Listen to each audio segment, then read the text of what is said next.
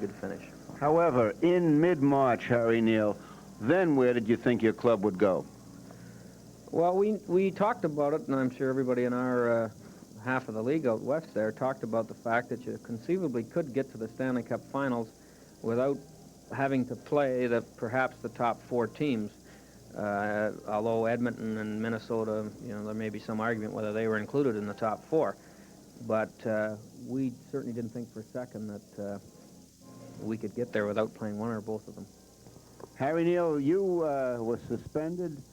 You had an opportunity to return to the bench and resume coaching of the team. You gave the reins to Roger Nielsen, even though you had the opportunity to come back. To me, that's a terrific sacrifice of one's ego that not many personalities in this game could do. What about that? Well, actually, it was a no decision. I miss not being here behind the bench. There's no question about that. But I think it would have been a selfish move and not a very wise one either, because we were playing so well. And possibly if Roger wasn't going to be the coach next year and I wasn't going to be the manager come June, I may have looked at it differently in trying to make sure that I had a job in the next fall. But this is something that happened, before we thought it would. The team responded in splendid fashion to Roger. He was in a tough spot. Stan, what if we'd lost the last 4 or 5 games and gone out 3 straight again? He would have started, behind home plate next year, which wouldn't have been very fair. So when the 10th game finished, I think we were in the middle of the LA series. It was, no thought at all of going back, and it looks like it was a good move. Stan Fischler here with Harry Neal, the coach and soon-to-be general manager of the Vancouver Canucks. And reading some of the papers, Harry Neal, you get the feeling that playing against your team is like swimming with a pool of piranhas or playing handball with Tasmanian devils. Now, what's your evaluation of the first game that was played? Well, I think it was anybody's game, and the Islanders won it, and we certainly feared that game. That's a tough one for us coming off a very emotional happening in Chicago on Thursday and having to play Saturday, and that was the one that worried me with reference to getting bombed, which we probably couldn't then as we might at any other time during this series. And so we played a good hockey game. We're a frustrating team to play against, and we know it. And we're going to try anything we can to see if we can do something here in the Stanley Cup Finals. Getting here is great, but it's not enough. And I know I'm echoing the sentiments of every guy on our team. We think we've got an underdog's chance of knocking the. There's been enough examples in all sports of coming right out of the clouds and beating the favorite team. I don't know whether we can do it or not. And the accusations that are flying around New York about the way we play have done nothing but motivate us to a greater degree. We like playing that role, and I don't think that there's anything wrong with playing good, tough hockey. We don't care if there's a fight in the whole game. If there is, we're well equipped to handle them. But we're going to get in the way of the Islanders all night. Every night, we think it's the only way we can beat them. No other team's tried that in the playoffs. We've watched the tapes of all the other series, and whether it works or not, I don't know, but we certainly have Mr. Torrey and Mr. Arbor complaining about it, and that in itself is a step in the right direction. Last question. What can we expect tonight in Game 2, Harry Neal? I think we'll be tougher. I hope it's the same kind of a game as far as keeping close. We can't get... it scared me the other night when we got 2 goals behind the Islanders, and as usual, the first period for us is an important one, and we're confident, but we have great regard for the New York Islanders, and we hope that we can play like we did after it was 4-2, before it gets 4-2 tonight. Thanks very much, Harry Neal. The Vancouver Canucks have already shown that they command a lot of respect, and we're going to see more of them, and we'll be back with the start of tonight's game in just a moment.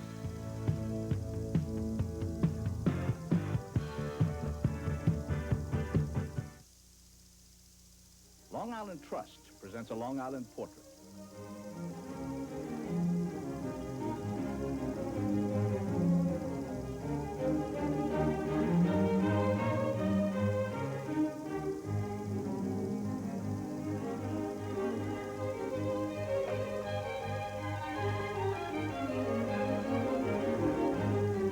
No other bank knows Long Island like Long Island Trust, member FDIC. Remember me? I led our troops to victory, gave them a sense of security, Everybody needs security, even an old battle horse like me. So I got myself this Hillside Betting security blanket. It guarantees in writing the lowest possible price. And get this, Hillside will replace any purchase in 30 days if you're not completely satisfied. Want to win the battle against inflation? Go to Hillside Betting. It's the best security you can get. Sleep on that. Sealcrest Betting Collection by Sealy, makers of the famous Posturepedic, available at these Hillside Betting Centers. The Radio Television News Directors Association has picked WCBS as the best radio news station in America. It's their equivalent of a Tony, an Emmy, an Oscar. This award says that you get the best at WCBS Radio. News professionals who keep you on top of the news all day, every day. WCBS News Radio, 88 on your AM dial. The best in the business.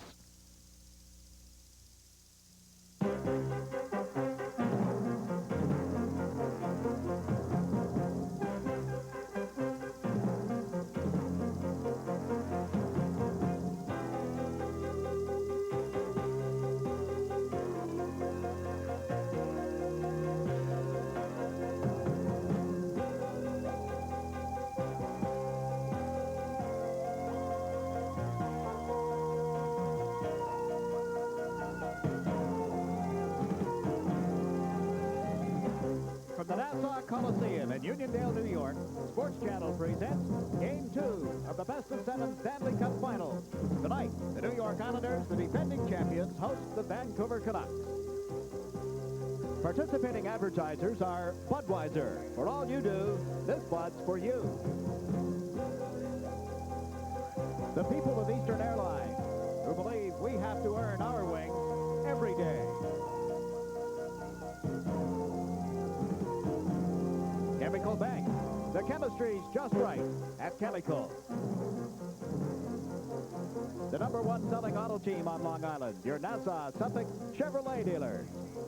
And Mobil Detergent Gasoline. Mobil washes dirt away before it accumulates to help maintain your car's performance. Tonight it is Game 2 of this series. The Islanders at home to the Vancouver Canucks. Hi again, everybody. I'm Jakes McDonald with Ed Westfall. The question on everybody's mind, will Vancouver come out and play the same style of hockey as they did in Game 1? Maybe that's the only style they have. Hey, they you used stole it my line. I'm sorry. They used it successfully against Chicago. Obviously, they used it against Los Angeles as well, and Calgary prior to that. And as their coach said, it's what got them here. You have to dance with what you brung to the dance, I guess. There's no question, Jakes. They do not have the versatility of a lot of teams. They got this far, and as they gained momentum in the playoffs, they did it with playing very close, very deliberate defensive style hockey.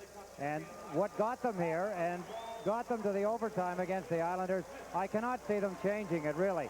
They're going to have to work a little harder at it. All things being equal, the Islanders did not play that good in the first two periods in particular. Not until later on in the third period did the Islanders get things going. And in the overtime, Vancouver hardly got out of their own end. But the shots were 6-6 in the overtime period. So it says a little bit for the defensive structure of the Vancouver Canucks. But they can't continually play that way and expect to be successful against the Islanders, because when the Islanders play well, Vancouver is not going to get any goals. Over and above the first two periods, I think the other problem area for the Islanders in the opening game of the series would be in goal. I don't think Bill Smith had himself a very good night in the first game of the series, and I'm sure he would agree to that. He started off a little shaky, Jakes, and he looked a little shaky until, again, the third period. He can be a settling influence on the team if he wants to be. He was rattled a little bit. They were getting in around the net on him, and they were knocking the feet out from underneath him. They were trying to upset him. And if he goes for it, that's a plus for Vancouver. If Billy Smith doesn't go for it, of course, then he laughs at them, and he does what he does best, is stop pucks, and that frustrates Vancouver then if they can't get to him. I'm sure they've had a talk, and Billy's had a talk with himself, and you'll see him, I'm sure, not pay any attention to players around the net. If he does, it'll cost him. Oh, bound to. There's one change as far as the series is concerned. It resumes in Vancouver on Thursday night, but make note of this change. The starting time will be 7 o'clock Vancouver time, 10 o'clock here in the East. That is a change from the previously announced 7:30 or 10:30, if you will. So it is Thursday night at 10 o'clock Eastern time for Game 3, and then Sunday night Game 4 will be played at 8 o'clock Eastern time at Vancouver's Pacific Coliseum. Teams are out on the ice. We'll be ready for the opening face-off right after this message.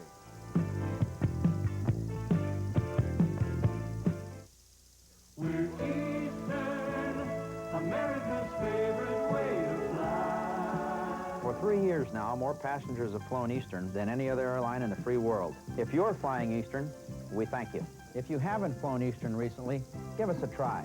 We'll show you we really do earn our wings every day. We're Eastern, America's favorite way to fly. Come fly with Eastern. True patriot love in all thy sons command. With glowing hearts we see thee rise, the true north strong and free. From far and wide, oh Canada, we stand on guard for thee. God keep our land glorious and free. Oh Canada, we stand on guard for thee. Oh Canada, we stand on guard for thee.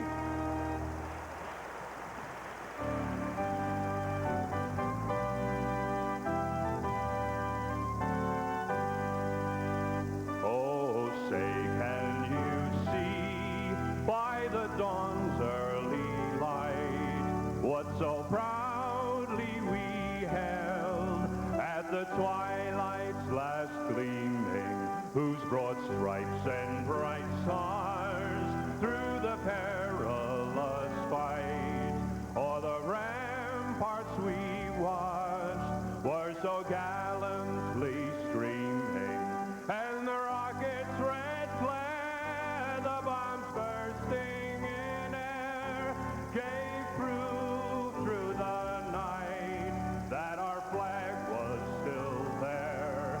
Oh, say does that star-spangled banner yet wave o'er the land of the free and the home of the brave?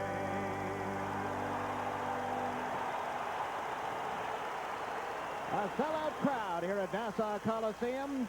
The fans remain on their feet to once more cheer their New York Islanders as the game now moves to the hands of referee Ron Wicks, joined by linesman John D'Amico and Gerard Gauthier. For the Vancouver Canucks, it'll be Richard Brodeur facing goaltender Bill Smith of the New York Islanders. Brodeur's goals against, now 2.51, a record of 11 wins, 3 losses in the playoffs. The regular season, he was 3.35 with 20 wins, 18 losses, and 12 ties. And there is Bill Smith, who won 32 in the regular season, making his 13th consecutive start in these playoffs. You saw his lifetime record. His goals against average in this playoff is now 2.68. Ryan Trottier at center ice. Clark Gillies is on left wing. Mike Bossy is on the right wing. Potvin and Morrow on defense. And it's Potvin picking it up at the Islander line. That's Field in forechecking as Potvin gave it to Gillies, then back to the Islander captain. Now to Morrow. To Trottier off the heel of his stick. Gillies picked it up at center ice and dropped it back to Potvin. Fraser, Gradine, and Spiel, the forward line for Vancouver, as Trottier gave it to Bossy, and his long shot was grabbed. Left by Brodeur, picked up by Hallward.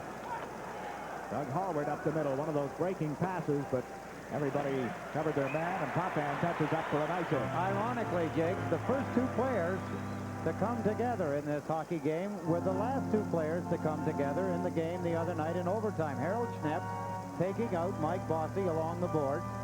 Bossy, as you'll remember, scored the overtime goal on a neat pass from Harold Schneps. And tonight, Schneps meets Bossy inside, almost in the identical place, only at the other end of the ice. And you just had a look at the Vancouver bench and Coach Roger Nielsen.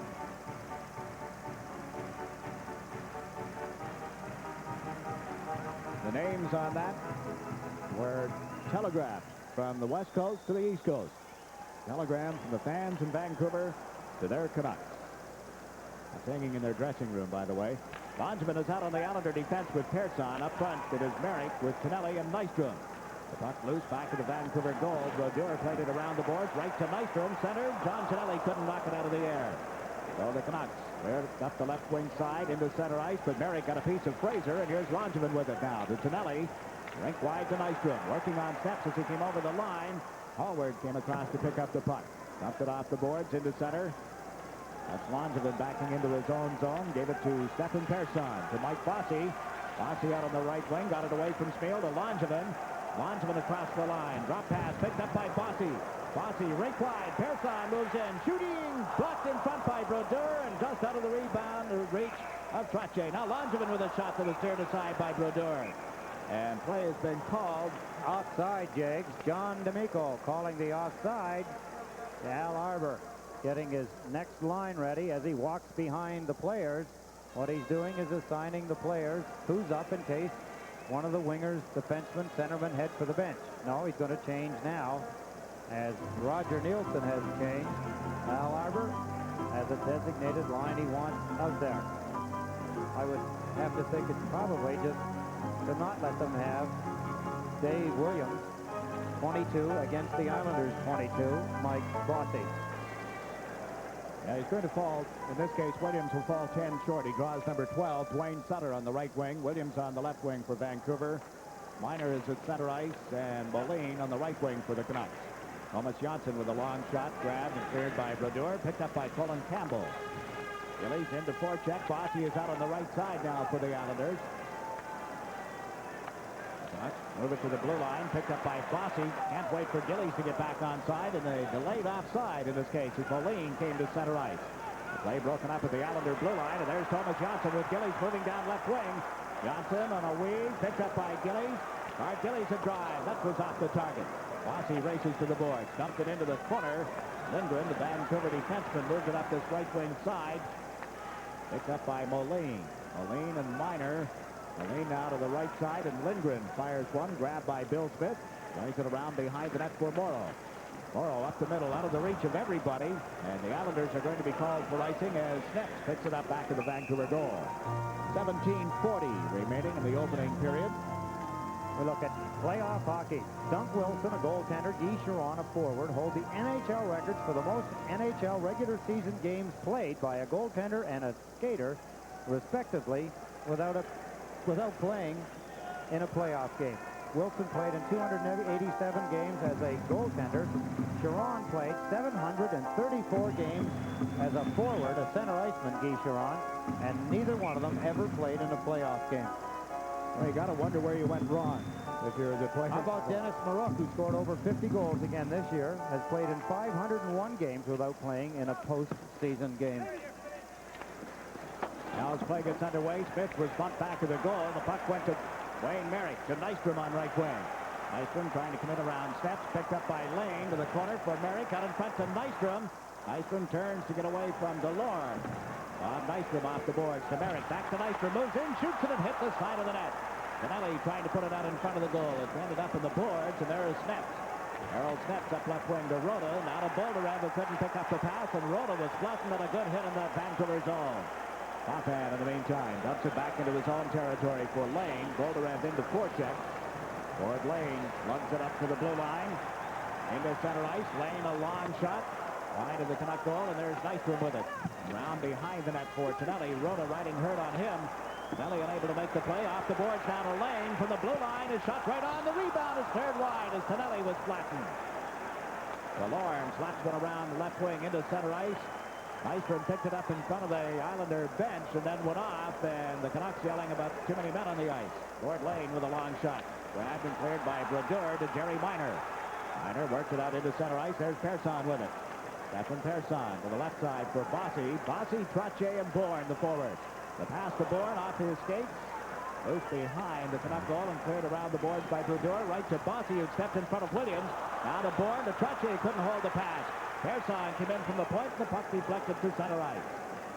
Langevin back to give it to Trottier, to Bourne. Back to Langevin. Miner had taken a run to Langevin, and now here's the Islander defenseman across the Vancouver line. Plays one around to the far corner. Trottier and Williams bump together. And we'll get a face-off to the left of the Canuck goal. There's a break in the action. The score, the Islanders nothing, the Vancouver Canucks nothing.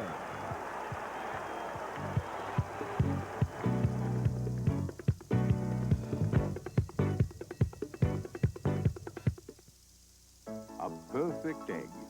Or is it? Magnified 20,000 times, you see imperfections you never knew existed. Look into a car's carburetor, and you may see something you never knew existed. Dirt. Dirt that could impede your car's performance. Fortunately, you can wash dirt away before it accumulates with mobile detergent gasoline. It treats dirt like dirt. Brian Crotche and Dave Williams get roughing penalties. Williams has been after Bossy. Crotche got tangled up with him. Ron Wicks wants to establish the pattern. He gives them both 2 minutes for roughing. 386 career penalty minutes in the playoffs. That's including tonight. That's what Dave Williams has. Second in NHL history. Second to Dave Schultz. Here's the penalty. Crotche, you see Williams come back with a little jab. They're boyhood friends. Dave Williams and Brian Crotche. They've known each other for many years. Doesn't matter when you get in a hockey game. Not when the money's on the line for the Stanley Cup. A couple of Saskatchewan boys going at it. Talk about money men. There's one, Al Arbor. 1 year and 28. He's missed the playoffs as a coach or as a player. He missed it 1 year as an Islander coach, 73-74, which was his first year as coach of the Islanders. Some of his players would have you believe that he has never spent any of the money that he has made in the playoffs either. Yeah, I did. He bought a purse. Okay, there's another line. I won't touch it. It's field checked by Morrow, and there's Billy Carroll dumping it in off the board. A big purse. Haller in for checking. He and Carroll, the Islander forwards, with Johnson and Morrow on the point. Now the Canucks try to move one into center ice, and field is checked by Johnson, and that's offside, as Haller had been trapped inside the Vancouver blue line. 15:26 remaining in the opening period. There is no score. Look at Andy Haller. 1 goal, 6 assists so far in the playoffs. Goal scoring has plagued him. He's had some opportunities. We talked one night, Jiggs, about the fact that Haller, when he's on the ice, gets some opportunities. They're just not going in. He seems to make one extra move, then the puck eludes him. The one goal he did score, a beautiful shorthanded effort against Quebec Nordiques and Van Bouchard. Now a minute and a half remaining in the penalties. Brodeur using the stick to keep the Islander forwards away from the goal crease area, and Wick said something to him as the play moves into center ice. A pass to Gradine, but it was offside. He put the stick up a little bit. The other end, Bill Smith and Smeal exchanging some words after Smeal had come in late. Edelbrink let the shot go after the whistle, and Ron Wicks directing some traffic at the side of the Islander net. What Billy Smith is really doing is saying to Richard Brodeur, don't act like a little kid down there. Every time somebody skates near the net, you get your stick up in front of you like they were going to do something. And Billy Smith, what's he do? He does the same thing. He takes a swing at the puck or the stick or the person.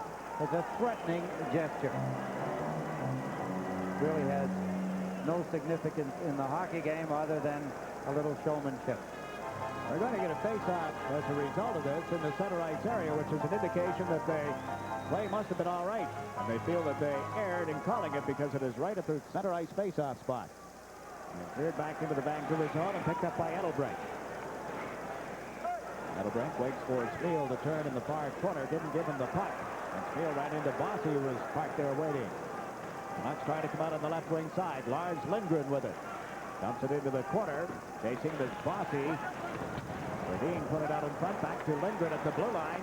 Lindgren with a shot. Smith the save. He'll hold on. And Gord Lane will draw a penalty as he chops the feet out from under Gradine at the side of the Islander net.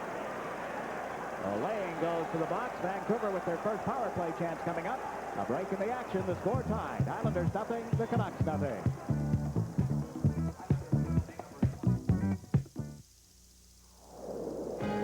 Showtime Pay TV is total entertainment. 25 hours a day, and you're going to need every minute of it. Packed with blockbuster movies, Broadway shows, entertainment specials, late night features, outrageous comedy, and no commercial. Showtime. We're tuned into you 25 hours a day, 8 days a week. Gord Lane draws the eye of referee Ron Wicks. Good stop here by Billy Smith. There's the shot. Smith gets it. Lane, you see him give Gradine, number 23, who scored 2 goals the other night for Vancouver, a little extra with his stick and drew a penalty. It'll be Spiel, Gradine, and Fraser up front for Vancouver, and the puck went right to defenseman Kenny Morrow, who dumped it into center ice. That's Moline going back. You look at the power play stats, and in this series, Vancouver was 2 of 3 Saturday night. The Islanders were 3 of 3, and the Canucks are into the Islander zone. Gradine played it back to the left point. Spiel to Gradine. Back to Stan Spiel. Into Moline. Spiel from the blue line. His shot tipped and just wide of the net as it came off Fraser. Fraser tried to center and hit Morrow. Picked up back of the net by Fraser. Fraser to Moline. Moline starts in at the face-off circle. He fired one off the post. And right back to Moline. Out of Gradine. Thomas Gradine turning, trying to get away from Goring. Gradine back to the blue line. Moline shot went wide, and Smith poked it into the corner and out of the reach of Fraser. Potvin unable to move it out of his own zone. Gradine around Morrow, moves in, and the shot hits Beal. Comes out in front and tapped wide by Gradine. Here's Beal out of the corner. Now Moline at the point is rifled it wide. Trottier picks it up. Ryan Trottier trying to come out on the left wing side. Ran into Moline, but he has forced the puck into the Vancouver territory. 47 seconds left in the penalty against Lane. The crowd reacting to the efforts of Brian Trottier. P.J. McDonald in the Vancouver lineup tonight. Checked as he came to the Islander line, and the puck dumped down the ice. That's Caller chasing it. And a pedal break, but over to cover up is Bolderev. Bolderev at his own blue line, up the middle to center ice. Over the Islander line, Bolderev unable to slip around Persson. Now here's McDonald. The Bolderev back to the blue line. Edelbrink with a shot. Blocked in front as it hit Langevin. Bolderev takes a look again with 15 seconds left in the power play. Tried to line it through in front of the net. Goes back of the net. Find it from this side, and that was broken up. Rhoda to Bolderev. Bolderev to Rhoda. Back of the net he goes. McDonald in front. They couldn't get the puck to him. Edelbrink over to Hallward, and his shot went wide. Lane is back on as the puck ends up at the side of the Islander goal and controlled by goaltender Bill Smith. Well, the Islanders kill off the penalty against Lane with 12:42 left in this opening period. Vancouver not getting a good shot away. They couldn't get a shot directly at Billy Smith. You can see the elation on Al Arbor's face. And one pretty good chance. It hit the post. Moline, I think it was, from the right point. It was Moline. There you see it off the goal post. That was the only good opportunity that Vancouver had. It still does not go. Look at the play here. Morrow guesses, but guessed wrong, and that pass was a wasted pass. It was kind of a flip. Billy Smith put it out in front and almost had it put behind him. As he was down, the puck slipped away from one of the on-rushing Vancouver players. Now the face-off to the left of the Islander net, and it's Merrick against Bolderev on the draw, and it went right to Persson to Langevin. Up the left side to Trottier. The Persson poked it to Merrick. Bossy, Trottier, and Merrick move over the Vancouver line. Trottier in on left wing, faked the shot, trying to get away from the check, was dragged down by Belland, and Trottier picks it up again into the corner to Bossy, but it was too hot to handle. Harold Steps starts out of the left wing corner for Vancouver. Put it right on the stick of Bossy, waiting outside the blue line. Now Steps flips it high in the air to the Islander zone, controlled by Langevin. To Bossy, trying to set up Gillies on the left wing, and that failed to connect. Belland back in his own zone. Chase behind the net, then plays it off the boards. Out into center ice. There's Persson. Over to Langevin.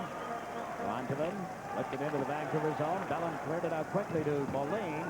Moline got it to Jerry Minor. Minor at the Islander line. A long shot blocked by Bill Smith. And leave it for Brian Trottier. Trottier to Persson. No score in the first period. Persson carries it out of his own zone. Persson left side to Trottier, but it's offside at the Vancouver blue line. There's a break in the action. The score tied. The Islanders nothing. The Vancouver Canucks nothing.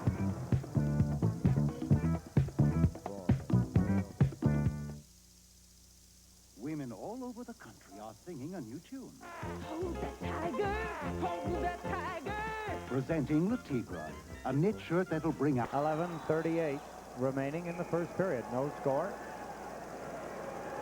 Williams and Crochet get together again just prior to the stoppage of play. Merrick, Nystrom, and Tonelli, the forwards. Nystrom played it in off the boards. Merrick unable to get around Snaps. Errol Snaps and it's feed it to Delorme on the right side. Now he gets a stick on it. It was bumped by Potvin. The puck loose at center. Bolderev poked it in around Lane, and Smith comes sprawling out to cover up on it. 11:20 left in this opening period. On Friday evening, June 11th, undefeated champion Larry Holmes will battle undefeated challenger Long Island's own Jerry Cooney for the heavyweight championship of the world. Promises to be a classic matchup, and the fight can be seen at the Nassau Coliseum via closed-circuit TV in a spectacular two-screen setup.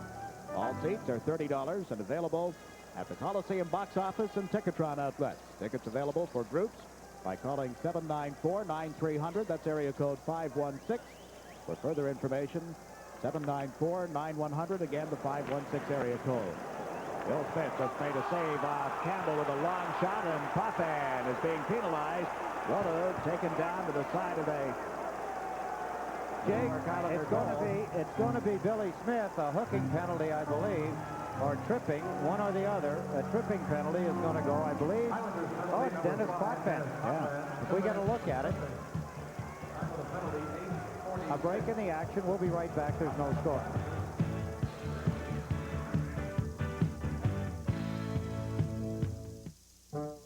Well, excuse-moi, can you spare $5.15 for a cup of coffee? Think prices are high now. Wait till the year 2000. Great! Bologna's on sale. This is a real steal. $4,100 a month with a view. Well, there's help. Chemical Bank's IRA. You'll get a giant tax break now and tax-deferred interest. So someday you could retire a millionaire. After all, you'll need it. Okay, $31,000, but I'm practically giving it away. Chemicals Tax Shelter IRA. It was Dennis Potvin, no question. Billy Smith had raised his stick, and from the angle that I was looking, it looked like Smith's stick was caught up in Rota's uniform, and Rota took a bit of a dive, drew the attention of Ron Wicks. Dennis Potvin's in the penalty box for tripping. And to kill it off, Trottier, Goring, Persson, and Langevin at the moment.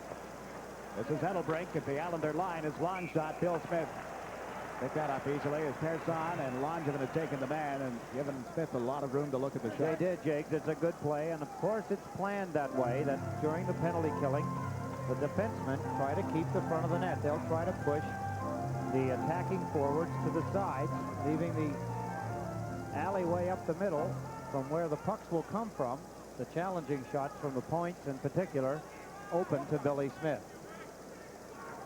Dean will take the face-off for Vancouver.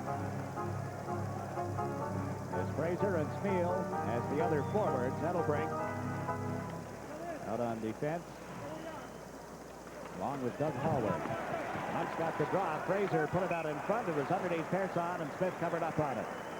So they'll face off again. 20 seconds gone in the penalty against Denny Potvin.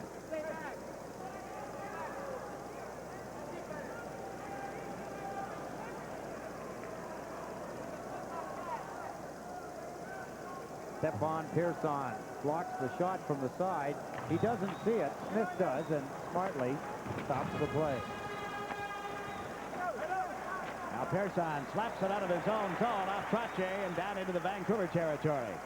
Trottier is replaced by Billy Carroll. Goring is the other forward. No score, 10:35 remaining in the opening period, and the Canucks tried a long pass that was out of the reach of Fraser. Persson back to touch up. Icing waved off at the last second. Good grief, and the Islanders have cleared it into center ice. Well, Persson touched the puck, and then the linesman waved it off. Now Smith out of the net to get it to Langevin, up the left side to Goring, to Billy Carroll. Two Canucks back as Carroll comes over the Vancouver line, but on the brakes, picks up the puck again, carries it out into the center ice area, and then fed it back to Lane. Ward Lane up the middle to Billy Carroll. Carroll back to Kenny Morrow, now to Bob Bourne. Bourne puts on a burst of speed over the Canuck line, in around Hallward, a backhander blocked by Brodeur. And Brodeur goes over backwards. Bourne going for the rebound, made contact with Brodeur on the mask, and the goaltender went down. We saw this several times Saturday night. Bourne came over to apologize immediately. We'll take another look at it. It always presents a problem. It's like crying wolf, as Bob Bourne, what a move he makes on Hallward. There's the backhand shot. And as Bourne went up to get after the rebound, I think his stick must have caught Richard Brodeur. Here's a great camera angle, beautiful camera work. There's the shot. And as Bourne swung the stick at the rebound, he caught Richard Brodeur. Down he goes. There's a problem in this, Jiggs. It's the old Wolf game. The referee warned him a little earlier about players cutting through in front of his net, and he's got the stick up. You saw Billy Smith swing his stick at the next Vancouver player that come down the ice. The other night we saw 3 or 4 occasions. Ron Wicks, of course, is knowledgeable of the game and what happened in it the other night. And if Brodeur continues to do that, they're not going to stop the play every time he falls down. That's what he's expecting, that they'll blow the whistle. If the Islanders are on attack, of course, it's like him having a hold of the puck. Well, it's Vancouver on the attack at the moment with 17 seconds left in their power play. McDonald fed it to the blue line. Lindgren gave it right back to him. Larry McDonald, a shot off the shoulder of Bill Smith, and he cleared it out of the air to Keller, and it's dumped into center ice. That'll kill off the penalty as Potvin gets ready to come back on. And here is Bolderev turning. James at 6 aside. Bolderev over to the left side. Lindgren to the right wing side. Slapped around the boards by Bellin, but offside is called against Vancouver. A break in the action. The score tied. Islanders nothing. The Canucks nothing. What?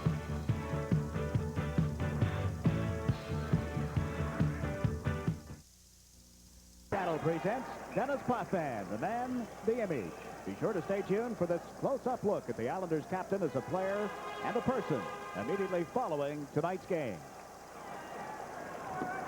Langevin and Persson on defense. Merrick, Nystrom, and Tonelli up front. Nystrom has been changed. Bossy has come out on the right side as Langevin was bumped by Crawford coming back for Vancouver. Puck in the Canuck zone. Harold steps up the left side. Crawford unable to make contact with it, and here is Persson turning.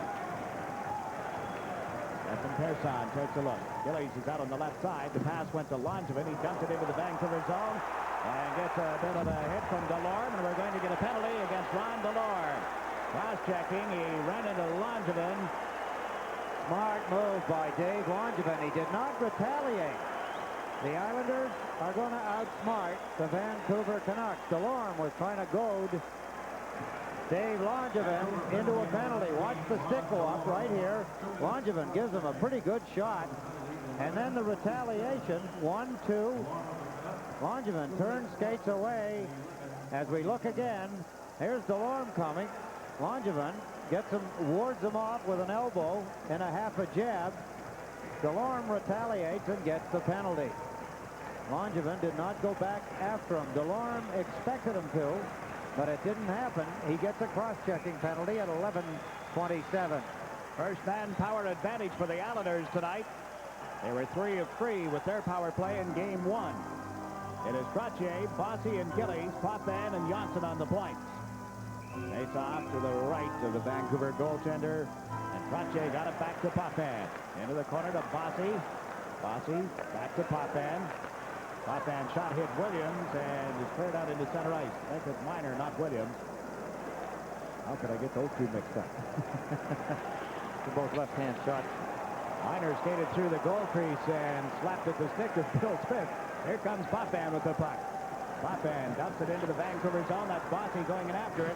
He and Steps bump together on the boards. Bossy got the puck away from the big defenseman. Back to Johnson. Johnson from the blue line, a wobbler, and that was deflected wide. Bossy takes a look. Gillies in front of the net. The puck went to Johnson instead, over to Potvin.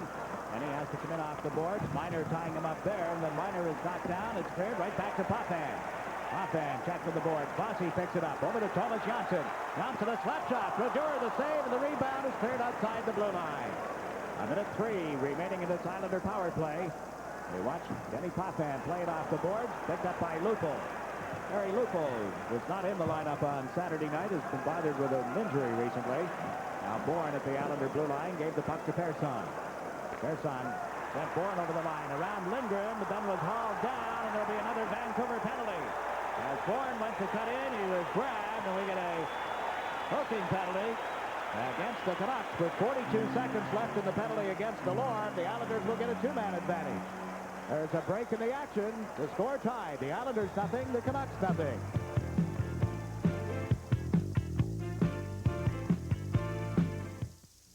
Yes, my company's...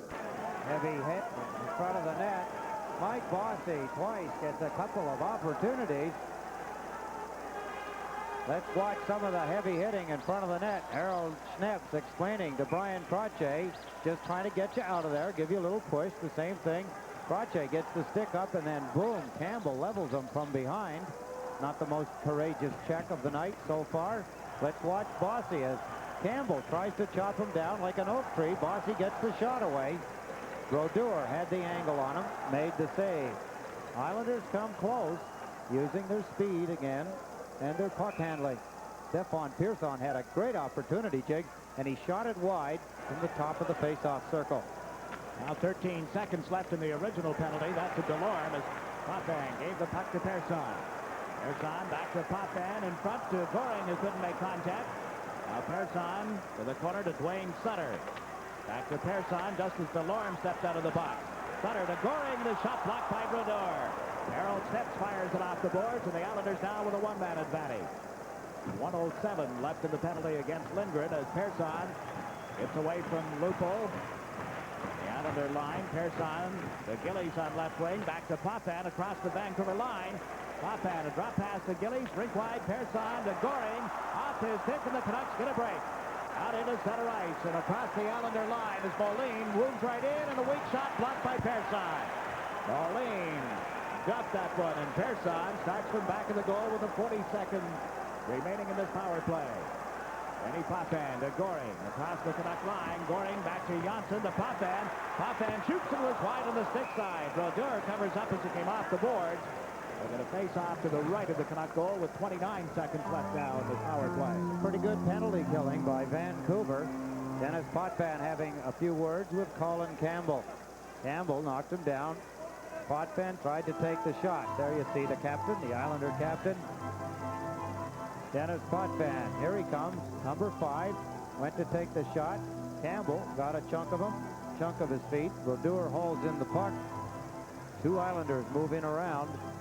Richard Brodeur.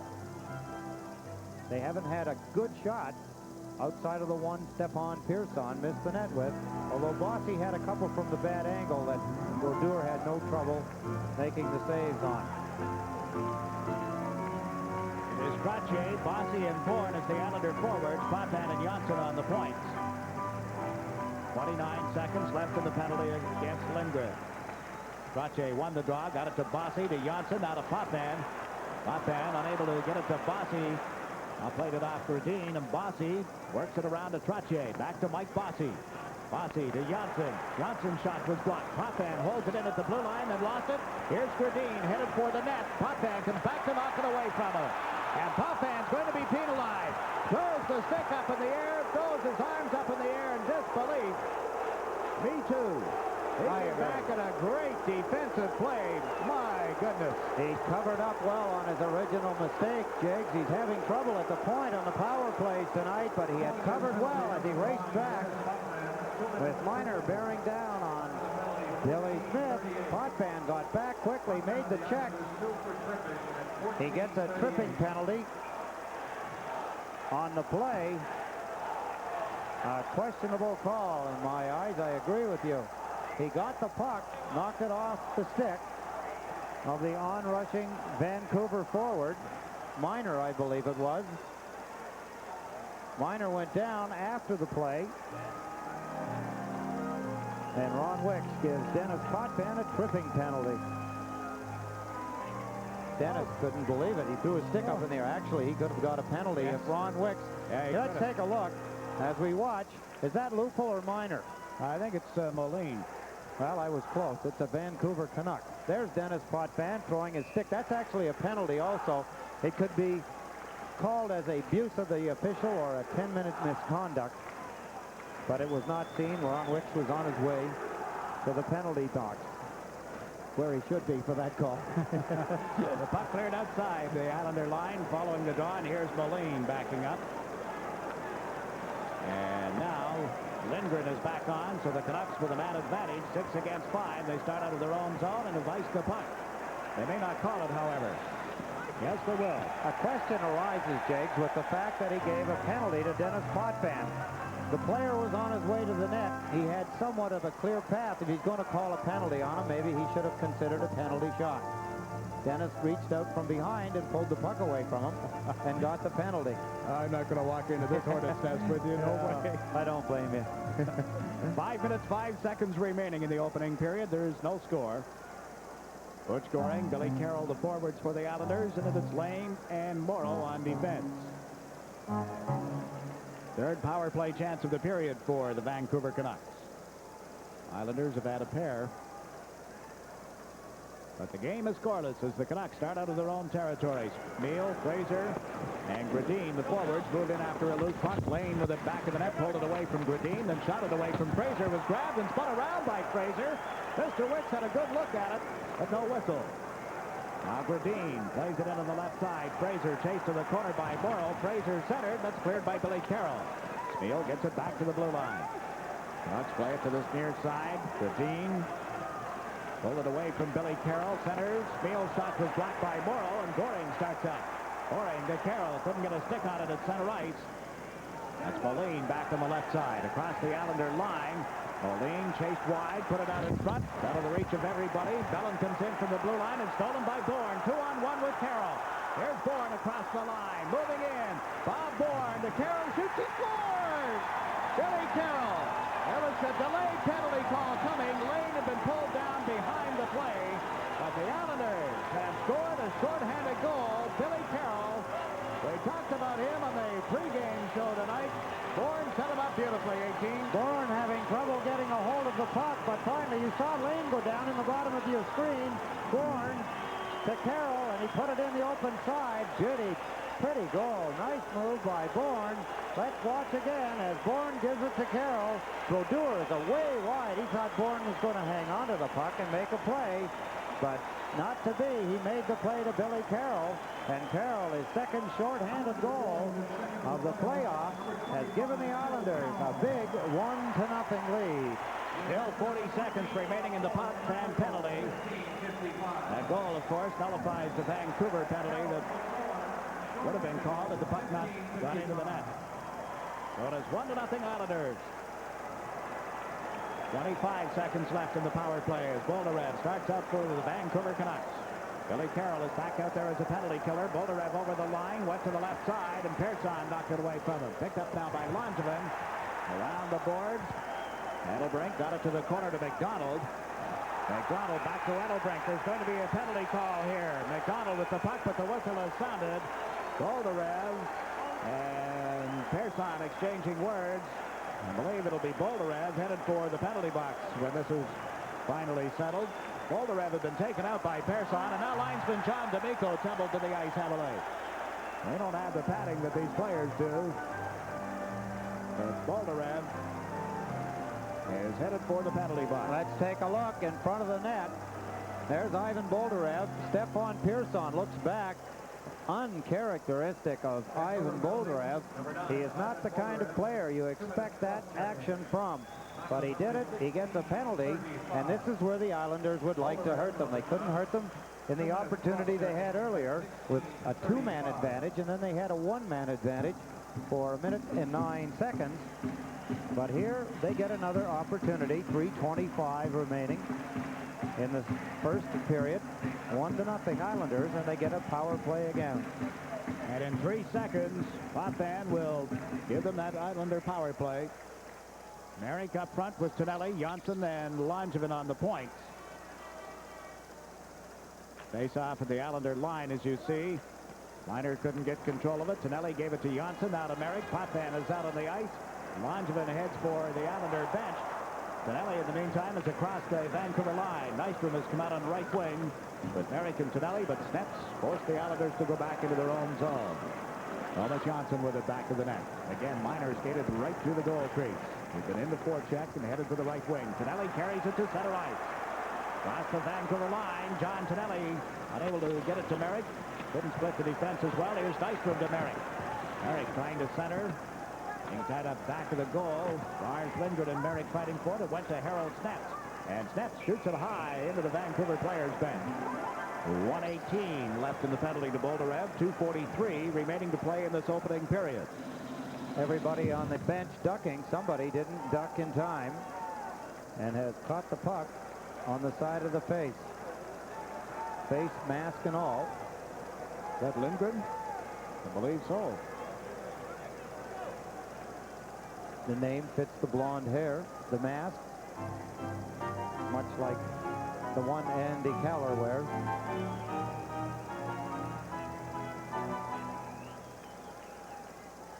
No, it's not Lindgren. Lindgren is out on defense. Well, it might be Thomas Gradine. It might be any one of the other Vancouver Canucks for that matter. There's Lindgren. He doesn't wear the mask anyway now that you look closely on your screen. The Islanders have 1 minute and 18 seconds on the power play. Merrick gets this draw back to Persson. Stefan Persson lets the shot go. When bouncing off Miner, came right back as Potvin cleared it to Persson. Rink wide, that's John Tonelli. Tonelli being watched by Miner, gave it to Potvin. He shoots, tipped wide. Merrick with the rebound. Wayne Merrick in the corner, back to Persson. The Potvin lets another one go right on the rebound. Oh, what a save by Brodeur off Nystrom on the rebound, and the play called as the puck was smothered in the goal crease. Good shot by Captain Dennis Potvin. Right on the net, and Brodeur called upon to make the save. Let's take a look at the shot by Dennis Potvin. Rebound Nystrom, but the puck was bouncing. And Nystrom with Lindgren and Schneps all over him. There's the shot. Some more fine camera work from behind the net. As you see, Richard Brodeur kicking away at the puck. Nystrom gets knocked in on top of him. Now Trottier, Gillies, and Bossy, the Islander forwards. Potvin and Persson on defense. The puck came back to Stefan Persson. Into Clark Gillies, couldn't make contact with it. Picked up by Trottier. Ryan Trottier goes back to the net. Out to Potvin. Over to Persson, back to Potvin. Potvin returned it to Persson. To Potvin. Dennis brings it all the way back to the blue line.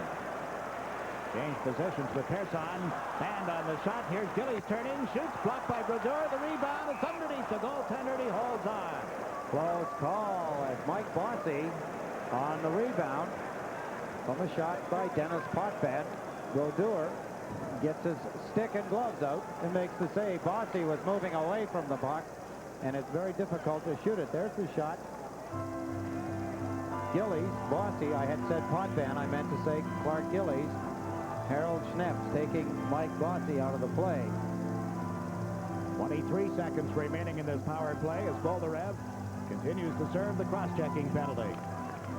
Ranche knocked the puck away from Miner. Brodeur out of the net, worked it around the boards to Moline. He was checked by Gillies, centered, and it's cleared by Lindgren, and the Islanders will have to chase it. Through game 1 of the finals, Islanders have scored 18 power play goals. Potvin has been on the ice for 15 of them. That's an 83.3% efficiency that Dennis Potvin has while he's on the ice during the power play. He has just gone to the bench as Gillies came in, fed it off the boards. Bossy's pass was broken up, and out come the Vancouver Canucks. Teams at 6 aside. Into the Islanders zone. That's Miner, is centering attempt hit toward lane. And Boldarev was bumped on the boards, and this time it'll be interference. Boldarev and Persson, and an interference penalty being handed out by referee Ron Wicks. Now a little stick work as Miner and Lane got them up. And Stefan Persson draws the interference penalty with 1:12 left in the opening period. We were talking about the power play. Stefan Persson, the other side of the point position on the Islander power play. They have scored 13 power play goals, while Stefan Persson has been on the point position. Stefan has been on for 12 of them. That's 92.3% that he has as an efficiency on the Islanders' power play. He now draws a penalty. Interference. Let's take a look. See if we can spot the interference. There you see him tying up Ivan Boldarev. Boldarev does not have and has not touched the puck, and that is interference. Well, it was Boldarev who had cross-checked Persson back at 16:35 and just out of the penalty box, and he draws Persson into this interference call. So Trottier takes the face-off for the Islanders. He and Bourne are the forwards. Lane and Morrow on defense. The puck came back to Edelbrecht. Around the boards, but picked up by Lane. Gordy Lane had trouble moving it out. Now got it to Trottier, to Bob Bourne. Bourne at center ice, back to the left. Knocked off his stick at the Vancouver line. Bourne picked it up and was dragged down by Fraser, and there goes the Vancouver power play. Bert Fraser on a piece of Bourne. Ron Wicks calling them. Calling all the stick work. Let's watch Bob Bourne as he comes off the boards. There's the stick of Fraser on Bourne. Bourne going down, Fraser going off.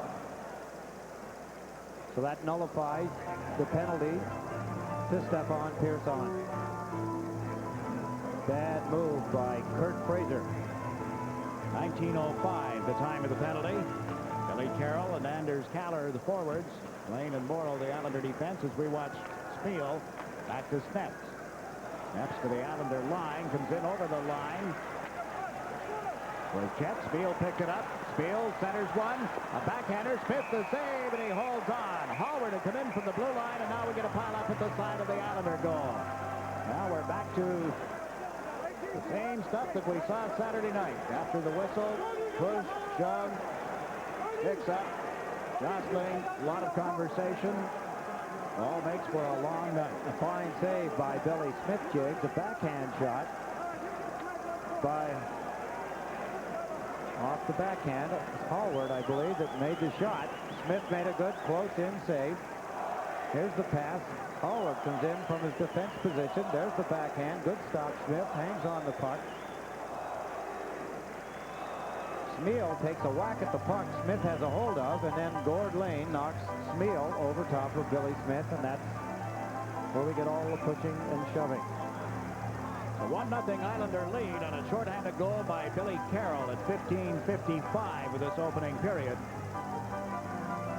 Referee Ron Wicks talking to Islander captain Denny Potvin and to Spiel, who is the Vancouver captain. Jiggs, you just had a good look at Harold Schnetz. He was plus 22 in the 81-82 regular season, best on the Vancouver Canucks. Now Trottier has slapped the puck down into the Vancouver zone. Yeah, but the Canucks people tell you that it was only a so-so year for him, that he has really come on in the playoffs. Not a bad year for a defenseman on a team that didn't do 500. Now Gradine into the Islander zone. Potvin got a piece of him. Smith cleared it, not out. Here's Snets giving it to Hallward. Doug Hallward comes in from the point. A backhhander went wide. Morrow tied up Gradine. The puck loose back of the Islander goal and controlled by Trottier. Brian Trottier around to Denny Potvin. Potvin dumps it out into center ice, and that'll do it for the opening period as Snets backs up to the blue line. The horn sounds, and at the end of one, a short-handed goal as the Islanders on top of the Vancouver Canucks by a score of 1-0. We'll be back with a recap following this message.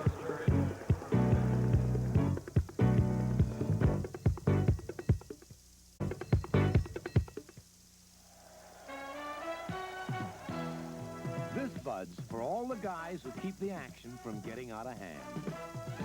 This Bud's for you, for all you do. The king of beers is coming through. Yeah, just for you, that distinctively clean, crisp taste that says Budweiser. For all you do. This Bud's for you. Of the dozens of airlines in this country, one airline, for the third year in a row, has carried more passengers than any other in the entire free world. That airline is Eastern. If you help make us America's favorite airline, we thank you. If you haven't flown Eastern recently, give us a try. We'll show you that we really do earn our wings every day.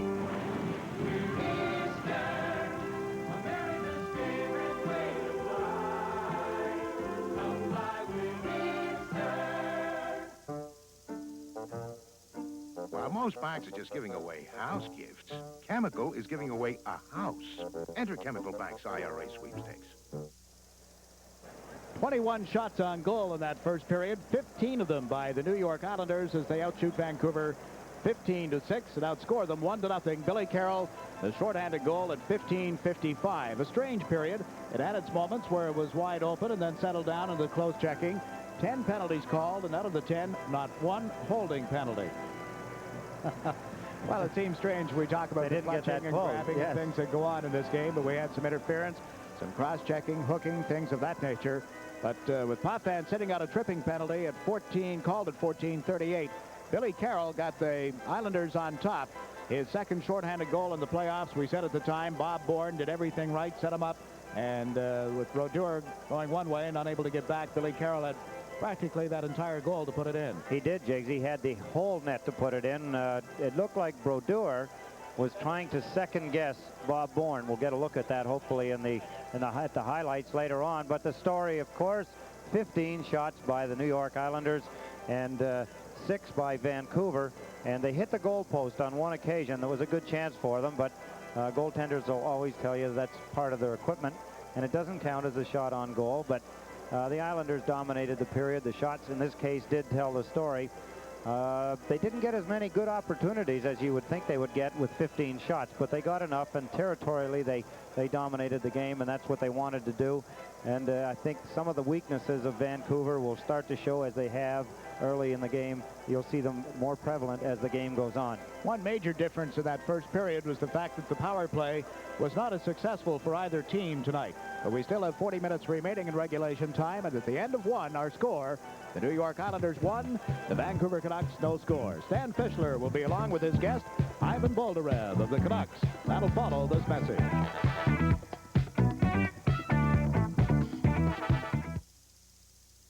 What makes NEWFM different? This, the NEWFM record collection. More than 15,000 albums. NEWFM plays hundreds of great rock songs every day from this music library. Classic rock. Plus tomorrow's best rock today. NEWFM. For 15 years around the clock, it's been 102.7 rock. Tomorrow's best rock today on NEWFM. Hear the difference. Stan Fischler here at Nassau Coliseum. The Islanders leading 1-0 at the end of the first period, and my guest is Ivan Boldarev, one of the classiest players in the National Hockey League, both on and off the ice. And first, Ivan, before we get into some other questions, what about the first period?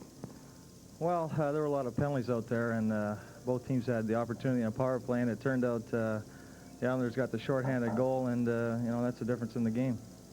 The interesting thing to me about this series is that a lot of writers, particularly in New York, seem to dismiss your club. A couple predicted that this would be a 4-game sweep for the Islanders, and from what we've seen in the opening game and in the first period, that was a big mistake. You guys have not only come to play, you've taken the body, and you've got a superb goaltender and just a very well-coached hockey club. What do you think?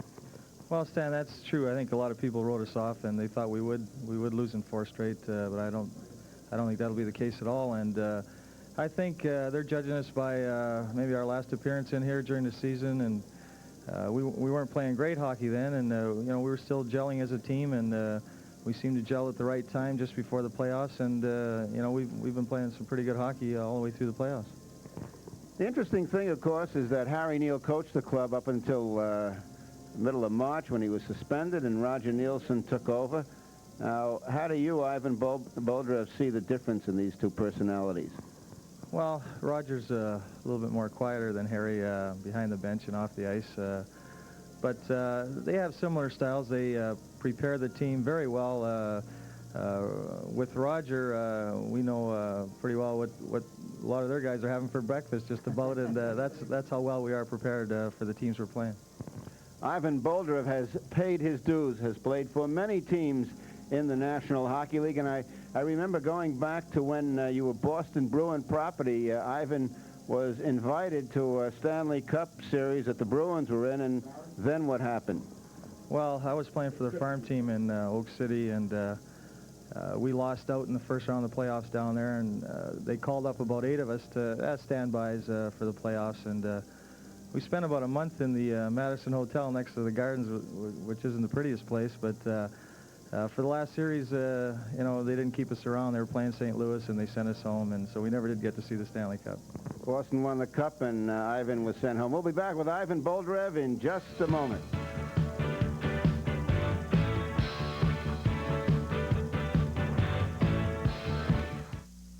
In Atlantic City, there are 8 hotel casinos. And then there's the Golden Nugget.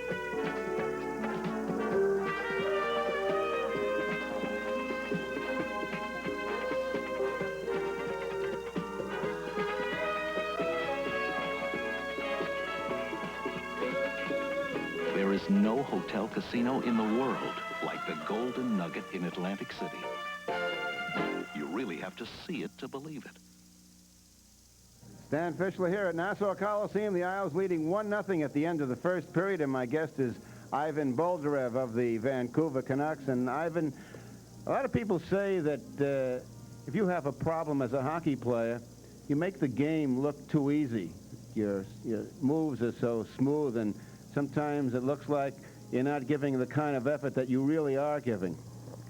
Well, some nights it may look like I'm doing it easy out there, but it's tough most nights. But I've been, you know, I've had the knock that looks like I'm not trying some games, but, you know, you go to the rink with the same idea of playing the best you can each night, and, you know, the people watching, some nights they're satisfied, some nights they're not, and, you know, I just come to the rink every night prepared the same way and try to go the best I can. Emotionally, Ivan, how has this playoff been for you? The most games you've ever played before in a playoff, I believe, was 8, and now you guys walking in expected to be knocked out early, just kept relentlessly moving. How do you feel about it? Well, it's been a great thrill. I've never had an experience like this before in my life, in my hockey career. You know, I'm only disappointed that it happened so late in my career, and I mean, it's an unbelievable thrill, and it seems like you're walking 2 feet off the ground. It's interesting that the team has also catalyzed the city of Vancouver. People are just talking Canucks, waving white flags or white towels all over the place. You've captured the spirit. We'll be back with Ivan Boldarev again in just a moment.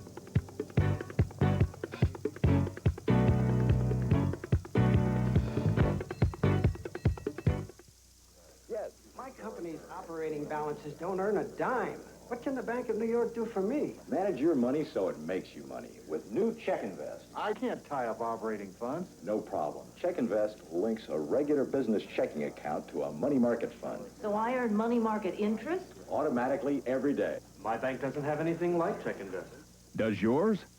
Check Invest, the first business checking plan that manages your money so it makes you money. Only at the Bank of New York.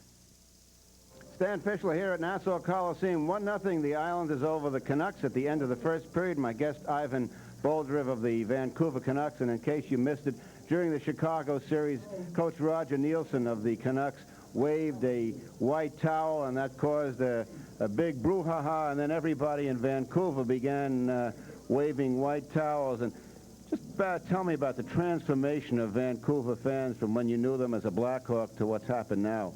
Well, even during this season, you know, the games, they're very reserved. They'd sit there and they'd applaud a good play, and of course they'd boo the bad ones, but they were relatively quiet.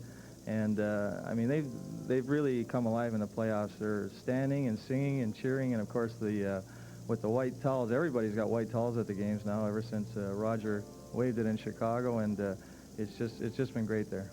What interests me about this Vancouver team is the tremendous confidence right up and down the line. On Saturday, we were talking to some of your teammates, Ivan, and they said that, well, if they'd won the opening game, they felt that they could just sweep the series in Vancouver. But it's amazing that I find that the Vancouver club is not really in awe of the Islanders. What about that? No, you're absolutely right, Stan. We're each series we've won, we've become more confident, and you know, Rogers got us thinking positive about everything, and after that first game, we definitely feel we can beat them.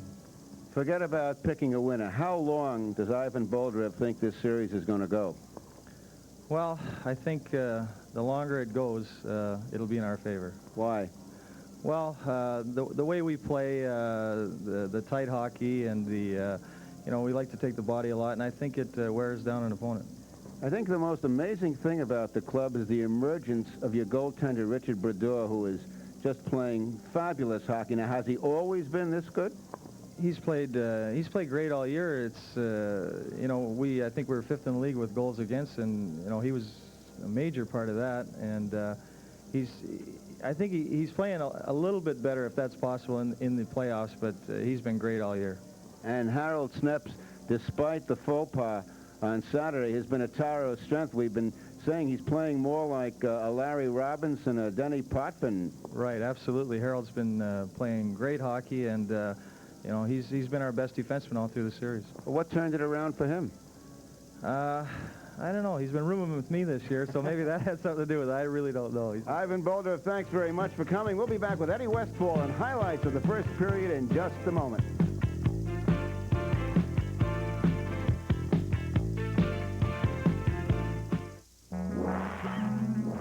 Why strain your back removing harmful thatch?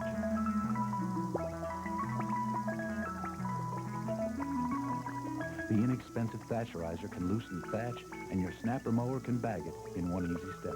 Thatcherizers fit snapper self-propelled walk mowers and riders. Get a Thatcherizer, only at a snapper dealer. Some of our guests received dinner for two at Off-Broadway Company. The Off-Broadway Company at 141 West 69th Street in New York City features the heftiest ribs in town, served in a relaxed Western atmosphere. An outrageous eating experience. The Off-Broadway Company is open 7 days a week from 11 a.m. to 2 a.m. Here at the Nassau Coliseum at the end of one period, our score, the Islanders 1, the Canucks nothing. And with another look at first period highlights, here's Ed Westfall. Thank you, Jiggs McDonald. Both teams had 5 minor penalties in the first period. The only goal, there was some action. We'll see the goal after we see one of the stops. Vancouver had but 6 shots, one of the best ones they had. Here we're going to look at the goal. Excuse me, I'm looking at the goal. Here's Bob Bourne. Now watch Brodeur. He thinks Bourne's going to shoot it. He held too long, way too long, and Billy Carroll sneaks in behind. Bourne spotted him. You could see Bourne pull up right there. You know that he knows Carroll is there, waited for the right time. Perfect pinpoint pass, and Billy Carroll gets his second shorthanded goal of the playoffs, giving the Islanders the 1-0 lead. And Bourne, of course, getting the assist on Billy Carroll's second goal of the playoffs. Here's the save I was talking about earlier. Here's the play in from the point. Doug Hallward off the skate, goes to the backhand. Lane guessing, just missing Gord Lane's chin. Smith sees it right there. Schmiel gives Smith a rap with the stick. Gord Lane sees it, comes in, and knocks Schmiel over top of Billy Smith. You never know whether he's doing Billy Smith a favor or not when he levels him on top of the goaltender. But that was some of the pushing and shoving that we witnessed here in the first period. Was not as bad as the second period in the first game. We'll be back for the start of the second period in just a moment. You're watching New York Islanders hockey on Sports Channel.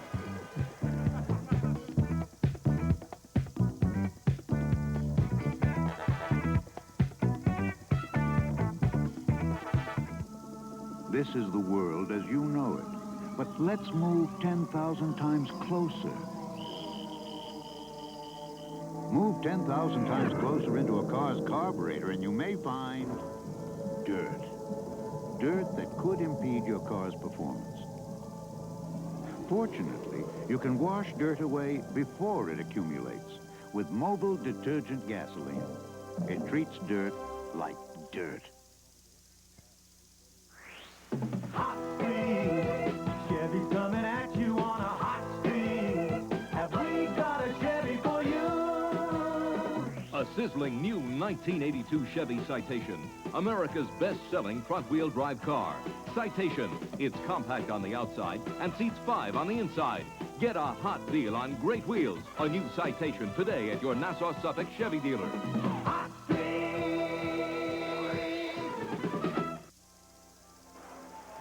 This copyrighted telecast is presented by authority of the New York Islanders and is intended solely for the private, non-commercial use of our audience. Any publication, reproduction, retransmission, or other use of the pictures, descriptions, and accounts of this game without the express written consent of the New York Islanders and Sports Channel is prohibited. In the first period, Jakes, we talked about 15 shots for the Islanders, 6 for Vancouver. I like to keep an idea and a rundown, it's not official, but it's close, of shots by defensemen. That sometimes tells an important story in a hockey game. In the first period, the New York Islanders had 6 shots by defensemen out of their 15. For Vancouver, 4 of their 6 shots were by defensemen. Forwards not getting but 2 shots in the period. Little story in there. There is, yes. Speaking of stories, the Stanley Cup luncheon will be held in Vancouver on Saturday at noon. You're invited, of course, Mr. Westfall, and let's invite the fans, because for the first time, it is open to the public at $50 per ticket. Are you kidding? No, I'm not. Do I have to pay $50? Is that why you're inviting me? Taking you as my guest. Saturday at noon at the Hotel Vancouver, so if you're going to be out there, folks, you may want to drop by. Oh, I got some great news, Jakes. I'll bet. How about my Mets lately? You know, teams that win games and lose games by 1 run are a lot of times championship teams. And the Mets are playing excellent baseball if they had just a little bit better pitching. Can you imagine? And we get a couple of hits from a couple of different players. But right now, tonight at Shea, 5th inning, the Mets 5, the Padres nothing. I like it. Kingman got his 12th homer. Dramatic victory. Home run by Rusty Staub as a pinch hitter on Sunday. Last night they go to the bottom of the 9th with 2 out and 2 on, and that's the way to win them. Comes in. That's the way to win them. That's my miracle Mets. Somebody told me last night to ask you to lay off that My Mets stuff, because every time you do that, they turn around and lose a game. That's not true. They won the other night. They're winning 5. We'll hope that they can continue. Another Met-Yankee doubleheader tomorrow night on Sports Channel. Did you know that? Yes, I did. Mets at 7:30. Get it all right here on Sports Channel. Well, the second period gets underway. 1 minute remaining in a Vancouver penalty and about 43 seconds left in an Islander penalty. That's the race of the teams at 5 aside as we watch Doug Hallward send Steps across the Islander line. Right side. Long shot wide of the Islander net. Steps was in deep. Couldn't pick it up. And here comes Anders Kaller. Islanders come out 3-on-2. Kaller to Janssen on the left wing. Janssen around Gradine to Kaller in front to Carroll, and what a save by Brodeur. Now Hallward checked from behind by Billy Carroll. Islanders may have gotten away with one. Gradine is across the line. Thomas Gradine chased wide by Morrow, and the puck loose. Smith comes back to the net. Billy Smith left it for Janssen. Janssen checked momentarily. Now Kenny Morrow works it to the left side for Kaller. Persson is back on. 13 seconds remaining in the Vancouver penalty as the Islanders have dumped it into the Canucks zone. That's Colin Campbell. Campbell at the blue line. Up the left side to Miner. He ran headfirst into Persson's check, and Mike Bossy takes over. Teams at 6 aside. Bossy to Trottier, and he ran into Fraser, who just come out of the penalty box. Gillies in as Campbell dumped the puck to center. Here's Kurt Fraser across the Islander line to Moline to Miner. Gary Miner in deep. Trottier forced him off the puck. Picked up by Persson. Stephen Persson got a bump from Miner as he fed it to Bossy. Bossy at the Vancouver line. His pass cut off and cleared by Campbell to Miner. Miner had trouble picking it up. Williams is taken out by Clark Gillies, and Gillies drops the puck for Mike Bossy to Trottier on right wing. Trottier tips it into the corner. He and Campbell go after it. Campbell had Trottier lined up for the check. Now Gillies comes over and collides with Morrow. Meantime, Lindgren lugs it from back of the Vancouver goal.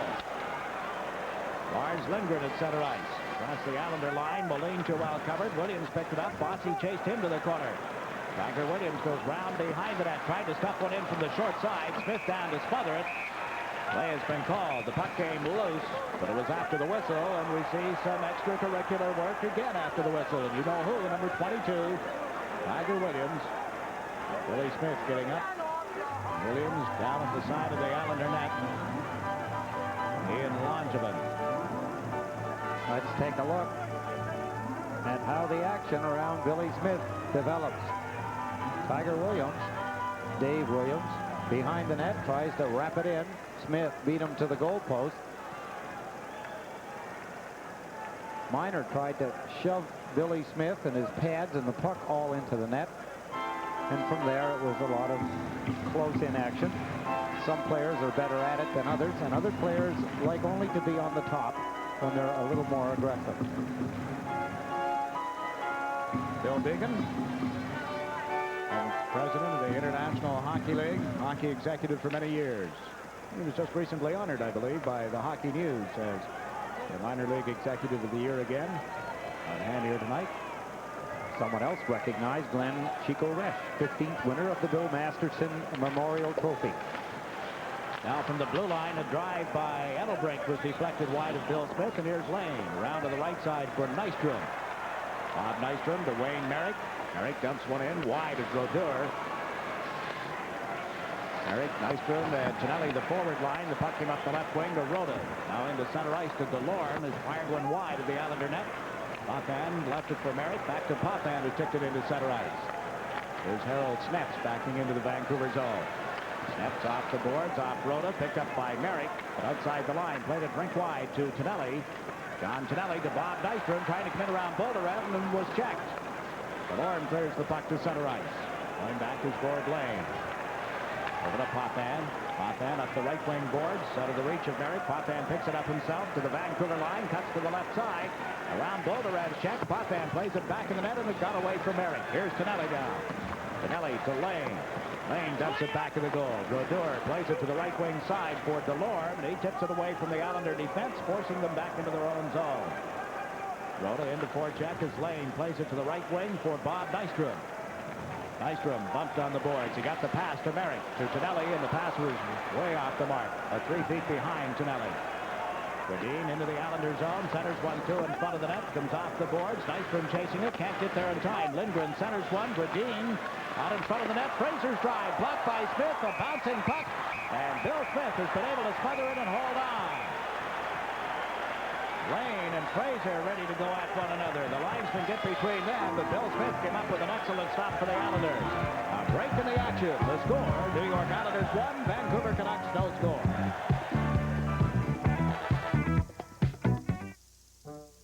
Going with Doug Hallward, picked up by Trottier. Trottier lost it on the boards, then he pulls Sneps down, and Trottier's going to get a penalty.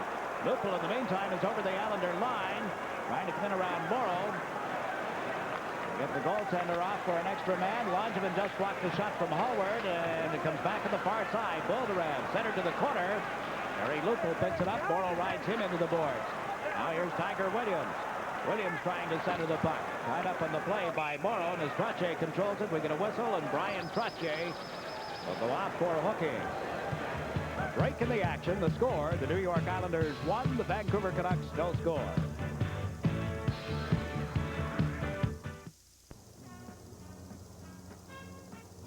This is Harvey Pack at Aqueduct. We've still got the $50,000 left from Derby Day, so here's what we're going to do. The day of the Preakness, Saturday, May 15th, there'll be no admission charge. Get here before the second race, make your pick in the Preakness. After the Preakness is run, you've got to stay and watch it with us. We'll pull 11 names out of the winning barrel, and one of you here at Aqueduct on May 15th will win $50,000. Colin Campbell. John Tonelli.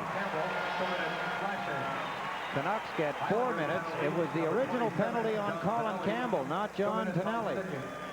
And then Tonelli puts his stick up, and Campbell says, let's cross swords.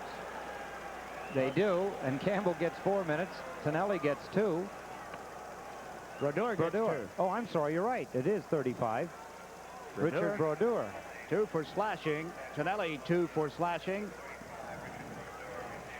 Brodeur for interference, excuse me. Campbell for slashing. Tonelli for slashing. Do you think if they leave us alone long enough, we'll get it right? Eventually. It's going to be a man advantage. 4 against 3 or 5 against 4 if you include the goaltenders. Well, now they're changing this. Yes, they have. Well, I said we should just leave it all alone, and they'll figure it out, and then we can tell them. The penalties, Tonelli 2 for high sticking and 2 for interference. Brodeur does not get a penalty. It was up on the board and announced on the public address system and now changed. It is Campbell for slashing, the only Vancouver penalty. That is the one to number 5. Tonelli being number 27 draws 4 minutes. We have 9:57 left in the second period.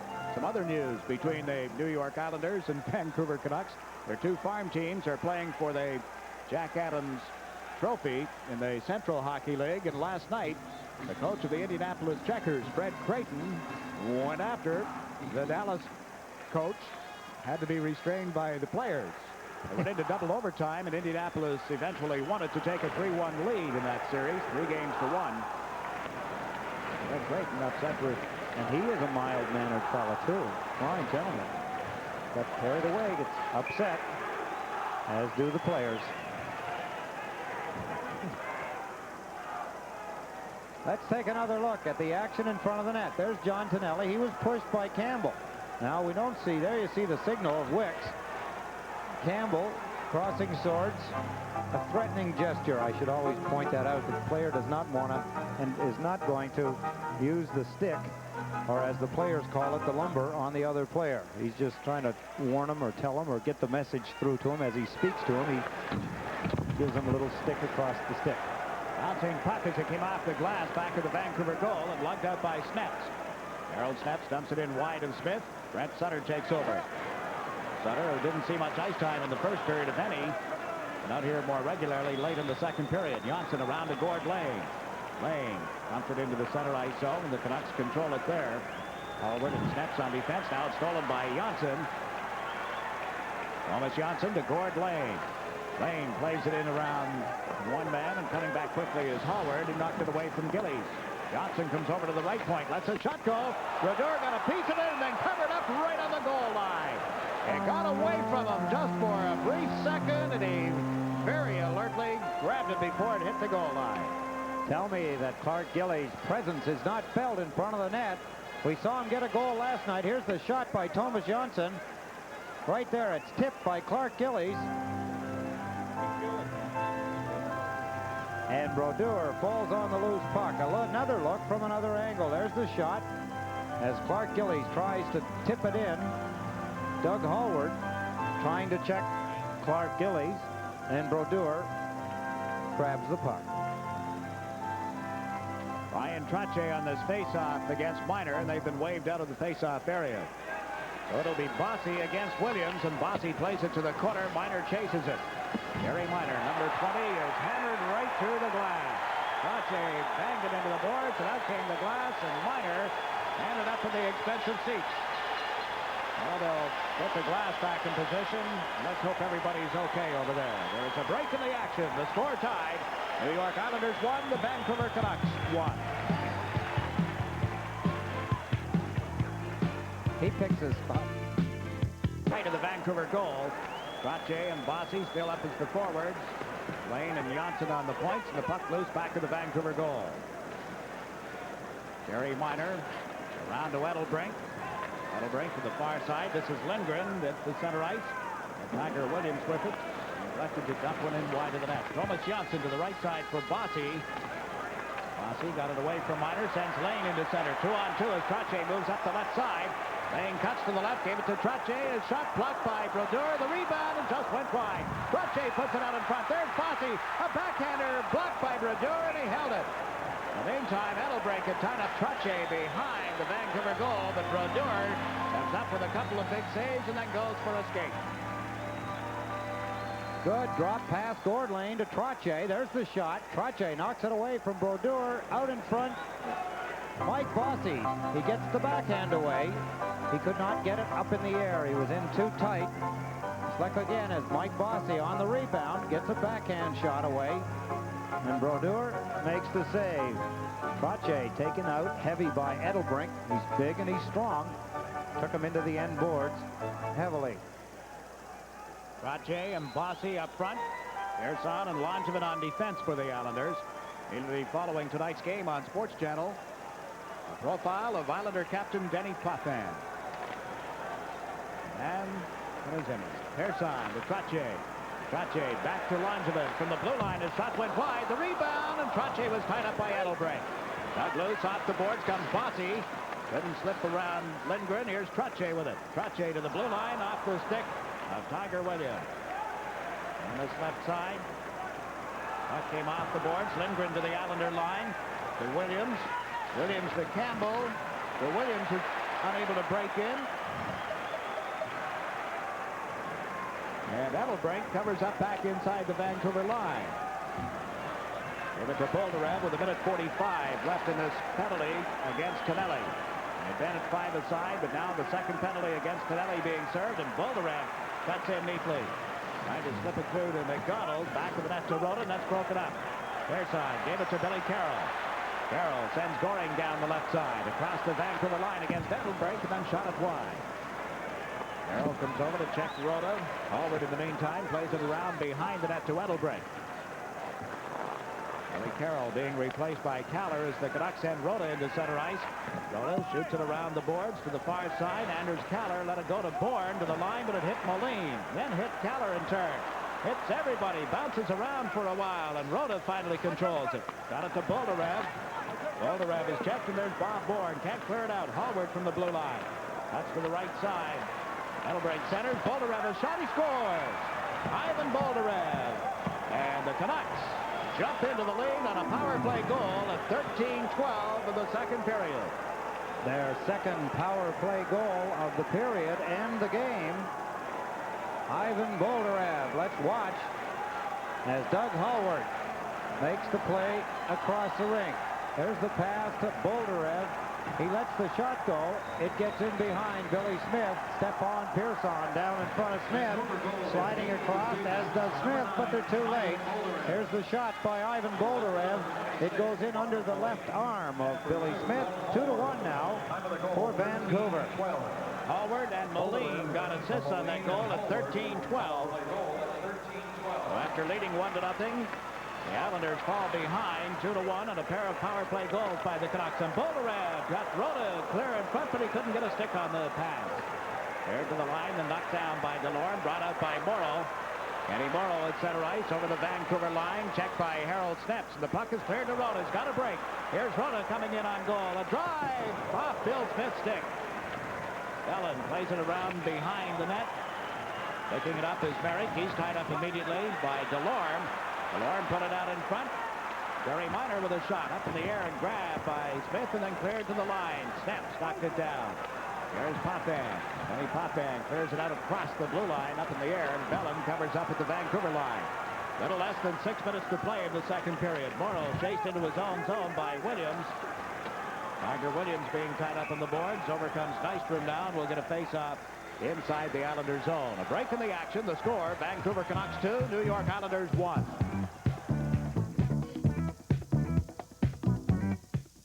All around the Islander net.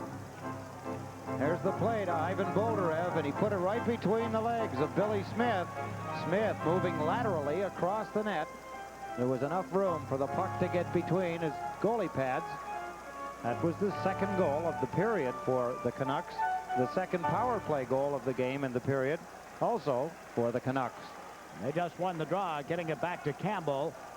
And then Minor on the face-off against Trottier. Picked up behind the net by Persson over to Langevin. Dave Langevin lugs it into center ice. The pass intended for Gillies was blocked by Lindgren, and here's Fraser across the Islander line. Fraser played it to the right side. Spiel had moved in, and back comes Clark Gillies. Gillies to the Vancouver line. A rolling pass to Brent Sutter to Clark Gillies. His drive blocked by Lindgren. Controlled down by Fraser. There's Fraser to the Islander line. Fraser slips around to check. Played it back to Gradine.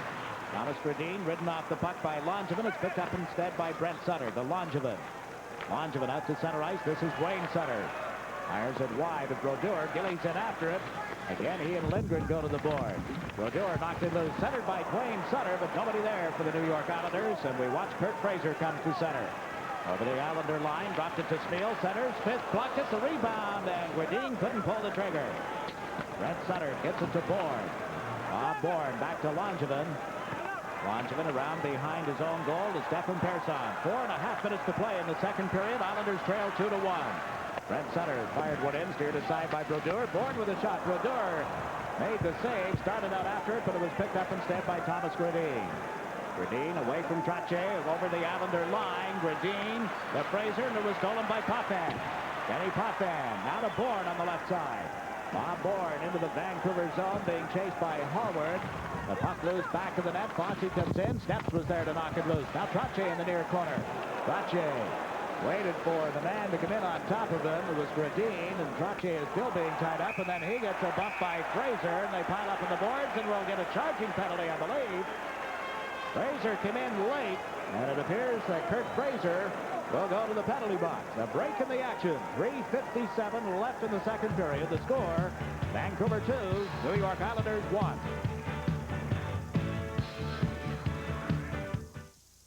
Trottier pounded Gradine, and then Fraser pounded Trottier. Came a long way to do it. And he gets a charging penalty. Look at Brian Trottier. He sees him coming. That's a penalty. It wasn't called.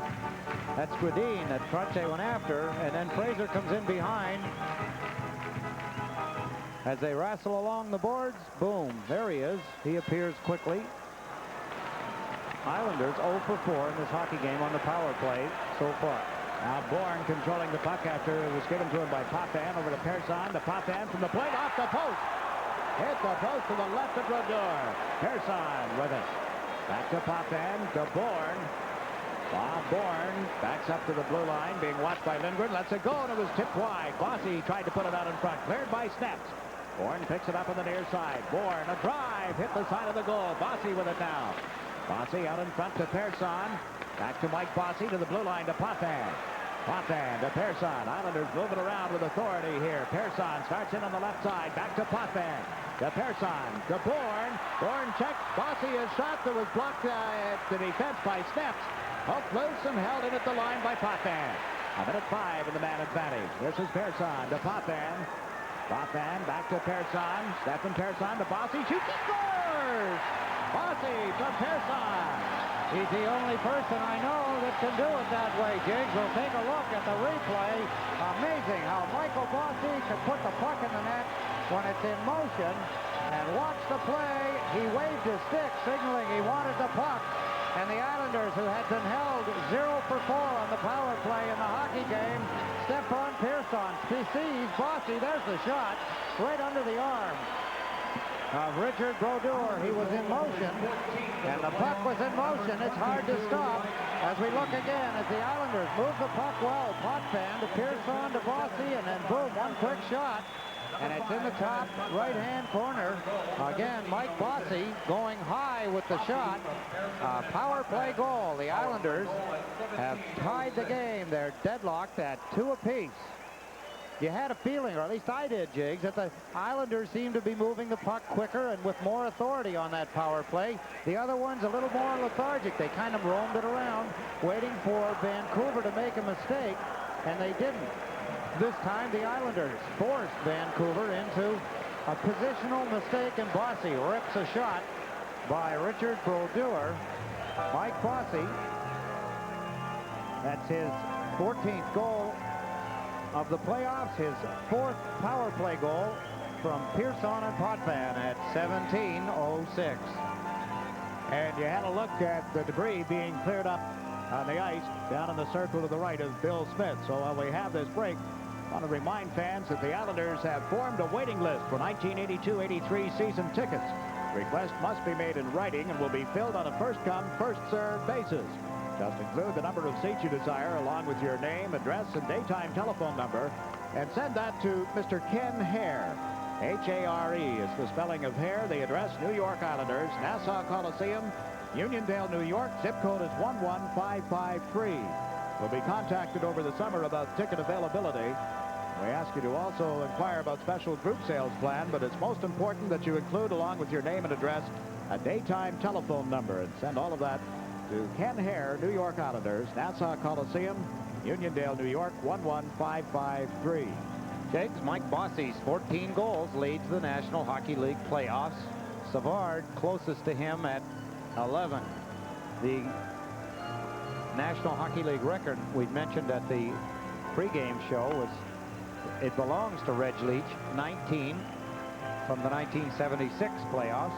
That was Bossy's 21st career power play goal, passing Dennis Potvin on the all-time Islander list. The NHL record is 26, held by Jean Beliveau, which Bossy, you'll have to say, if he stays healthy, will pass that skating away. Yeah, I would kind of think so. Of course, Beliveau was in his heyday. There were only 2 series each year. That's right. There were the semifinals and the finals. Team 1 played Team 4, 2 and 3. And then the 2 winners played off for the Stanley Cup. It's usually over by the end of April. Oh, yes. There was still snow on the ground back home, and you always wanted to go to the finals because it was still too cold to go back to Canada. 2 minutes and 46 seconds remaining in the second period. There is a, however, though, Jean Beliveau did his over 17 seasons, figuring that if he got in the playoffs every year, that's 14 rounds of playoffs. It's a fair number of games. Our scoring was a little bit less then, I think, than it is today. Yeah, you're right. Johnson struggling back to his own goal. Couldn't hold on to the puck. Bolderev put it out in front. Nystrom tipped it to Lorne with a shot. Blocked at the Islander goal mouth, and out comes Wayne Merrick. Merrick into center, leads a 3-on-2 rush across the line. Gave the puck to Trottier. Ryan Trottier to Wayne Merrick. Merrick in front. Nystrom had fallen, and here's Bolderev. Ivan Bolderev comes over the center ice stripe. Across the Islander line, chased wide by Thomas Janssen's check. Now Bolderev got the puck to Rota in front to Delorme, and he was checked and turned by Morrow. Delorme gave it to Rota. Marcy Rota unable to get it to Bolderev. There's Janssen with it up the left side for John Tonelli. Tonelli in the center ice, working on Hallward as he crossed the Vancouver line. Gave the pass to Nystrom. Nystrom shoots, and it was blocked at the defense. Hit Colin Campbell. Hallward feeds it to Bolderev. Rota moves down left wing. Bolderev to Rota. Smith comes out to make the save. Rota was filled. And we're going to get a penalty on the play. Thomas Janssen is going to get a hooking penalty as the Vancouver Canucks get an opportunity. Ivan Bolderev finds Darcy Rota down the left side. He's in all alone, and as he makes the play at Billy Smith, let's take a look. Thomas Janssen draws a penalty. Here's the pass by Bolderev in front of Ken Morrow. And right there, as Rota goes rolling in on Billy Smith, hooked from behind by Thomas Janssen. Smith gets the puck. Thomas Janssen gets the penalty. Heavy collision. That's what's dangerous about being a goaltender. Billy Smith shakes it off, gets up. He's a tough guy to hurt.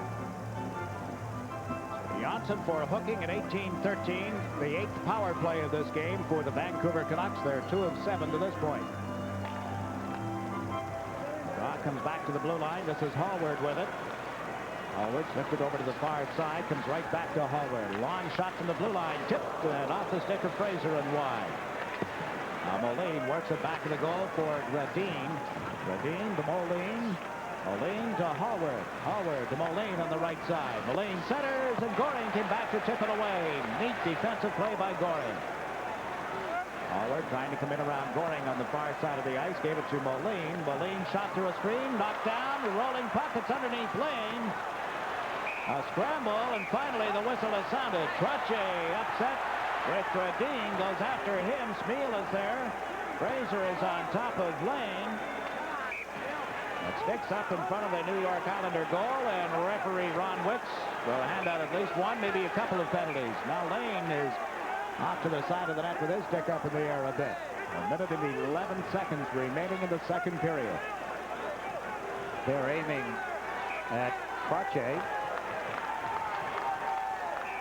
Not for the penalty, but Ron Wicks is going to wave a few players into the box. Trottier still having words with Fraser. Gord Lane. Fraser just took a punch. He just took a punch and missed. Lane had goaded Fraser into losing his cool, or more of his cool. And Fraser took a wild swing at Gord Lane, and he's going to get extra for it. John D'Amico, the linesman, was skating between the two of them when Fraser let go with a wild right hand.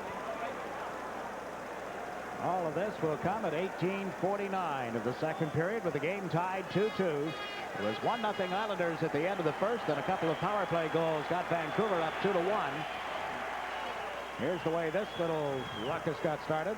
Lane knocked his man down. Boom. Fraser got up, took a slap at him with the stick. All in good fun. See Gordy Lane moving around back and forth. Good stop by Smith. The puck is loose, and this is where it all began. We just keep an eye on the puck here. It's loose. Trache moves in. The whistle blows. Smeal on Trache from behind. Trache after the Gradine, and Potvin gets in. Billy Smith holding his cool. Wise move. Good move by Bill Smith. He easily could have got upset, got into the melee. Well, here's a breakdown of the penalties. Johnson was already off with a hooking call when Smeal and Trache picked up roughing penalties. Then Fraser coming back, jawing away at Trache, turned, took a wild swing at Gord Lane. He draws 2 minutes for roughing and a 10-minute misconduct. Lane gets a 10-minute misconduct penalty. So again, it's Smeal for roughing, Trache for roughing. Fraser roughing and misconduct. Lane misconduct at 18:49. And Gord Lane and Fraser have gone to their respective dressing rooms. A minute 24 left in Johnson's penalty. The score tied at 2. Reminder that the game on Thursday night from Vancouver will be on Channel 9, and it will begin at 10 o'clock New York time. Change in the start time Thursday night at 10, Sunday night at 8 New York time. That's Eastern Daylight Saving now. And should a 5th game be necessary, it'll be played here at the Nassau Coliseum a week from tonight. Let's take a look. We've got captured here on tape. Watch Gord Lane as he skates down. He's laughing at Fraser. There's Fraser's punch. That was Gauthier. And Gord Lane pointing at him saying, ha ha, you missed. But Gordy gets a 10-minute misconduct. Yeah, that's what I was going to ask you. I didn't see Lane do anything other than talk to Fraser to get a 10-minute misconduct. Is Gordy wearing his watch? That's his underwear, I thought. You mean look like metal on the TV? Yeah, on the replay? Pretty shiny stuff. Yeah, there it is. He's got bracelets on maybe, or handcuffs or whatever. Maybe it's a good luck charm. I don't know. It does look like metal the way it's shining. I would doubt that it's metal. That's a tough spot, unless their equipment, maybe some of his equipment, the plastic or something on his elbow pads that may extend. And Lois Susskind, please report to security. Could be what's shining. Lois Susskind to security. Smeal had gone to the Vancouver dressing room and was called back by the referee. It's the reason for this delay. Now McDonald is coming from the Vancouver bench. He'll serve the penalty against Fraser, who also picked up the misconduct. Well, like last night, or not last night, a couple of nights ago when we had the second period be the long period. Here we are. It's after 10 o'clock and a minute and 11 to go in the second period. Folks are just getting home from work out in Vancouver. Yeah, they're off the night shift here. Morrill with the puck around the Potvin. Potvin to Morrill. Andy Morrill to Goring. Less than a minute to play in the second period as Goring comes to center ice. Lindgren and Steps backing up in the Vancouver defense, and Goring comes in over the line. Butch Goring works on Steps, makes the play to Potvin. The shot will do the save, and Goring picks up the rebound. Butch Goring over to Denny Potvin. Potvin to Morrill. Morrill fires one toward the net that just went wide as Goring came in looking for it. Now Goring is replaced by Kaller as Lindgren starts out. Lindgren at center ice. Dropped it back. Thomas Gradine comes over the Islander line. Stick handling around Morrill. Gradine in deep. Goes to the side of the net. Smith just gets out of the shot by Lindgren. Puts Vancouver up on top. Billy Smith went wandering. Vancouver seized the opportunity as Gradine held the puck for a long time back of the net until Lindgren came barreling in, and Vancouver leads at 3-2. Islanders get caught. Thomas Gradine, who has been a nemesis, goes around Ken Morrill. He goes around Billy Smith. There's two mistakes. Dennis Potvin guards the net, but he cannot guard it well enough. As number 13, Lars Lindgren, puts the puck in. There's the move around Ken Morrill. There's the move around Billy Smith. And Lindgren shoots into the slot and pops the puck by Dennis Potvin. It's 3-2 with only 17 seconds remaining in the second period. Now we watch Dave Langevin come to center ice. The pass to Kaller into the Vancouver zone. Kaller poked it to the corner. It's picked up by Smets.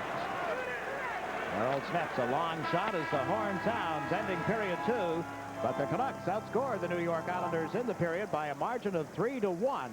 And as we come to the end of period 2, our score is the Vancouver Canucks 3, the New York Islanders 2. We'll be back with a recap following this message.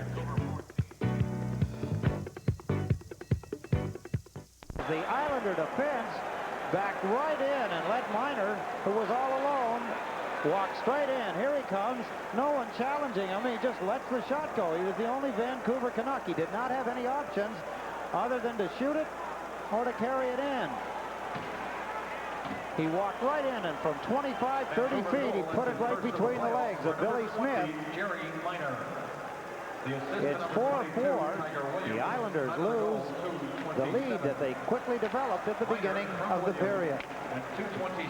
That's 4 goals that have been scored in 2 minutes and 45 seconds. 5 goals in 5 minutes and 21 seconds. Williams drew the only assist on Miner's goal, so we're even at 4. Langevin from the blue line. Stick save by the goaltender, and now a hard check, knocked Goring down. Smeal starts out for the Canucks. Smeal backhands it to the Islander line. Knocked down by Persson. Stefan Persson to Bob Nystrom on his off wing. Nystrom trying to come in around Bellin. They went to the boards heavily. Nystrom goes to the corner. Boldarev comes in trying to jab the puck off the boards and finally succeeded. R.C. Rhoda on the left side. Out to center ice for Smeal, and then linesman Gauthier was knocked down heavily. Langevin, a hard hit on Rhoda. Goring goes to the ice as well, and Langevin has fed the puck to Persson. Out of Goring. Goring pass hit Rhoda. R.C. Rhoda from back of the net centered off Langevin's stick. There's Boldarev to the blue line for Snaps. A drive wide of the goal. There'll be a penalty coming against Nystrom. Rhoda picks up the puck. Then it to Bellin. Bellin's shot from the point was wide. Nystrom failed to control it. Williams goes to the boards. So Persson comes over. They freeze it, and Bob Nystrom heads for the penalty box. A break in the action. 16-17 left in regulation time. The score tied. Islanders and Canucks even at 4. Islanders penalty number 20. In Atlantic City, there are 8 hotel casinos. And then there's the Golden Nugget.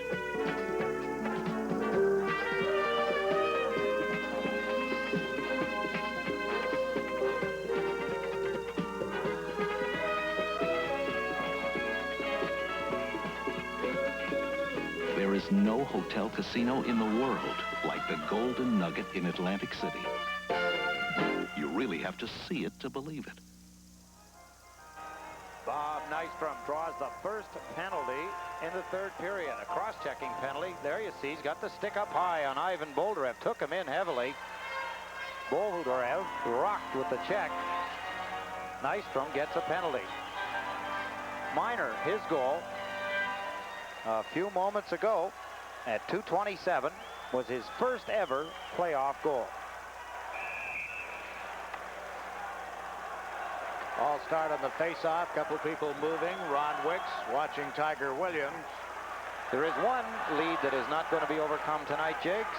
The final score, Mets 6, Padres nothing. Charlie Puleo, his first ever shutout. Congratulations. The Mets win 6-0. Out of the season, and the bullpen has come on real strong for the Mets.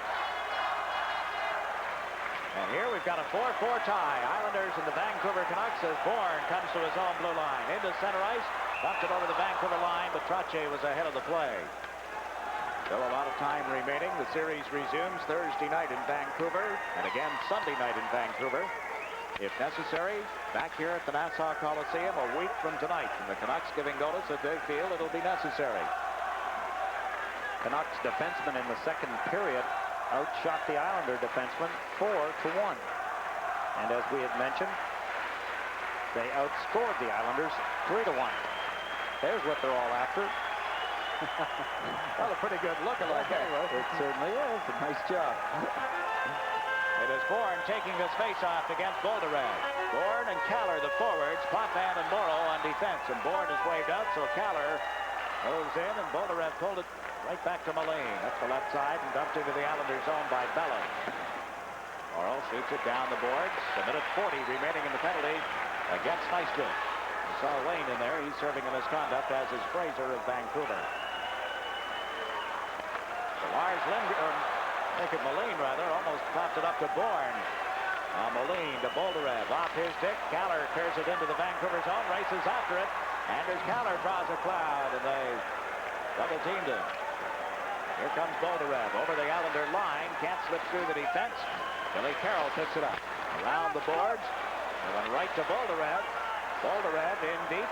Looks for somebody in the clear. Chased back by Goring. And now scrapped in front of the Islander goal. And who's that? Down on top of Bill Smith. Williams. You're kidding.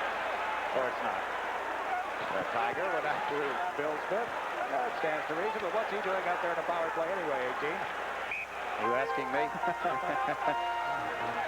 Referee Ron Wicks asking everybody to leave the goal crease area. It's the linesmen, John D'Amico and Gerard Gauthier, trying to pull them apart.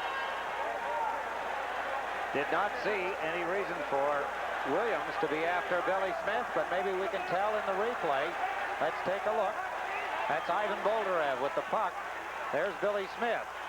Whack. There's one good reason. Boom, he gives it back to him.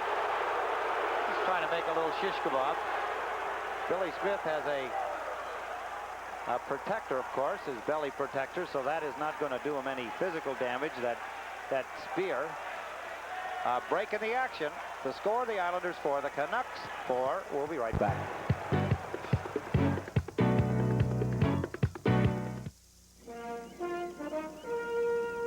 They say you can't take it with you, but with Zenith's new lightweight portable video recorder, you can.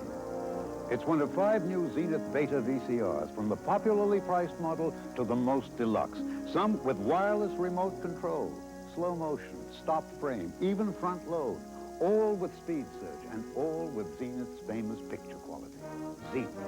The quality goes in before the name goes on.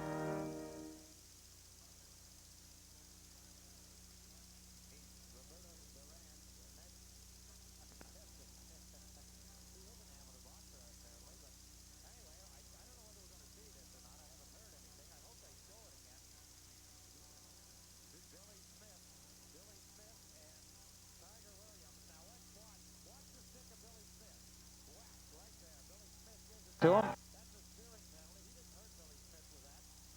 As I say, try to run him through, give it a Sir Lance-Lot. But anyway, 4 minutes to Williams. He gets 2 for slashing and 2 for roughing. Billy Smith gets 2 for roughing. Actually, if that had been another player and the way he dug the stick into the midsection of Billy Smith, that could be dangerous. That is a 5-minute spearing penalty that I think they neglected to call, or it could be that at that point Ron Wicks is looking somewhere else. He has to rely on the judgment of his linesmen and may have called it accordingly. There's Andy Caller as he gets Moline and Dave Williams tied up along the boards, takes 2 of them out of the play. That's a little they both take a run at Andy Caller. Now the Canucks controlling the puck. They still have the power play. Boldarev in on the left wing side. Back to Moline. Fan on the shot, and Trottier clears it down the ice. Nystrom, who's in the penalty box for the cross-checking penalty. And this incident between Smith and Williams broke out. Now at center ice, Moline wheels in over the line. Moline, left side. Bradine, who was back out there, gave it to Moline, and he fell as he started to back up. Bradine comes off the boards to the blue line for Moline. The Boldarev, too far. And Potvin takes it to the boards. Potvin put it right out in front. Moline, a drive. Smith the save, juggled it, and held on. Good point-blank save by Billy Smith. Dennis Potvin, in falling, he opted to try and clear the puck down the ice. He did not get enough of the puck. He sent it sailing out to the point. Let's take a look at the action. Here's the shot. Moline lets it go. He goes high to get it over top of Ken Morrow, who was sprawled out on the ice. He not only made the save from point blank, but he got the rebound off his chest protector. We're tied 4-4, 14:42 remaining in regulation time. Vancouver power play for the Islanders. Trottier, Persson, and Langevin. Edelbrink moves up high from the right point position. Smeal is the other forward for Vancouver. Langevin played it around the boards. Persson slapped at it and got it out into center ice. That's a good play. Dangerous, but good, as Dave Langevin cleared it over to Stefan Persson. Now 10 seconds left in the penalty to Nystrom. Canucks come over the line. Smeal on the right. Bolderev goes to the net. Lindgren with the puck. Lindgren to Bolderev, and he fanned on it. He had the side of the net open, but missed the shot. Now Nystrom is back on, so the team's at 5-a-side. I had mentioned, Jiggs, that there are not many players that can do that. You saw Bossy do that in the second period. On that same play, he put it in. Ivan Bolderev could not. Now Bolderev from the blue line. A shot. Smith got a piece of it. Bolderev whistled that one. Look, Langevin around behind the net to Persson. Stefan Persson to Bourne. One on the right wing, a burst of speed across the Vancouver line. Couldn't walk it around Edelbrink. Bourne back to Kaller. Anders Kaller to the blue line to Langevin. He bowled his man over. Knocked Rhoda down heavily, and here's Persson at center. In 15 seconds, the Islanders will have a man advantage. Stefan Persson gave the pass to Kaller. Anders Kaller sidesteps Rhoda's check. Back to Persson. Stefan Persson killing off some time here as he circles at center ice. And now Billy Carroll comes out of the penalty box as Persson sent Bossy in. Mike Bossy on his off wing plays it to the right side, and it was tipped into center ice. Picked up by Gillies. Out of Bossy to Trottier. Trottier flips it through in front. And the goaltender, Brodeur, came out to clear it, and with help, they moved it into the center ice zone. Persson sends Trottier back and over the line. Brian Trottier, right side, there's Bossy. Turned to get away from Edelbrink. Back to the point, Thomas Janssen to Mike Bossy. Bossy to Trottier. Trottier's shot was blocked by Lindgren. Brian Trottier trying to put it out in front. Back to the point to Janssen. The Potvin to Janssen. Lets it go. It was wide. Trottier, the rebound. He scores! Brian Trottier gets the rebound of a shot that was wide of the goal, and the Islanders lead it again. Brian Trottier. There he is. What a good shot he made. He waited. It's being costly now for Richard Brodeur. Watch how he sprawls. He did not have to go down. The rebound right onto Trottier, and from a tough angle, he puts it high in the net. Coming off the boards, it's not an easy shot. The puck generally is not laying flat. There's the shot by Thomas Janssen, and there's the rebound. A little chip shot as Brian Trottier puts it in over the outstretched arm of Richard Brodeur. There goes Brodeur down. Had he stayed on his feet, it would have been easy for him to handle the rebound, but he opted to dive, and it's going to be costly as the Islanders start pumping them in the top of the net. Kenny Potvin now with 3 assists in this game. Janssen and Potvin assisting on Trottier's 6th playoff goal. So we get a break in the action now. The score, the Islanders 5, the Canucks 4.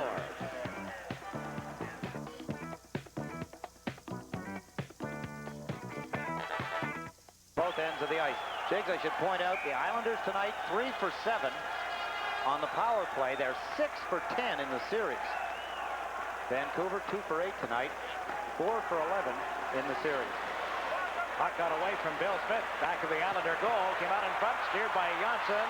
Here's Clark Gillies sending Wayne Sutter over the blue line. Wayne Sutter to Gillies, and a shot went off the defenseman Hallward and right to Richard Brodeur.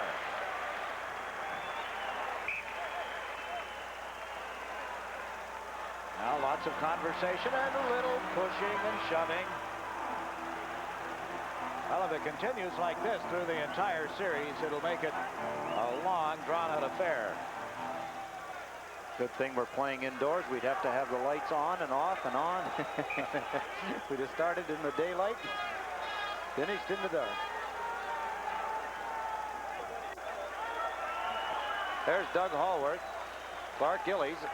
See him get his arms up, but he keeps his elbows and stick down as he takes Doug Hallworth out of the play.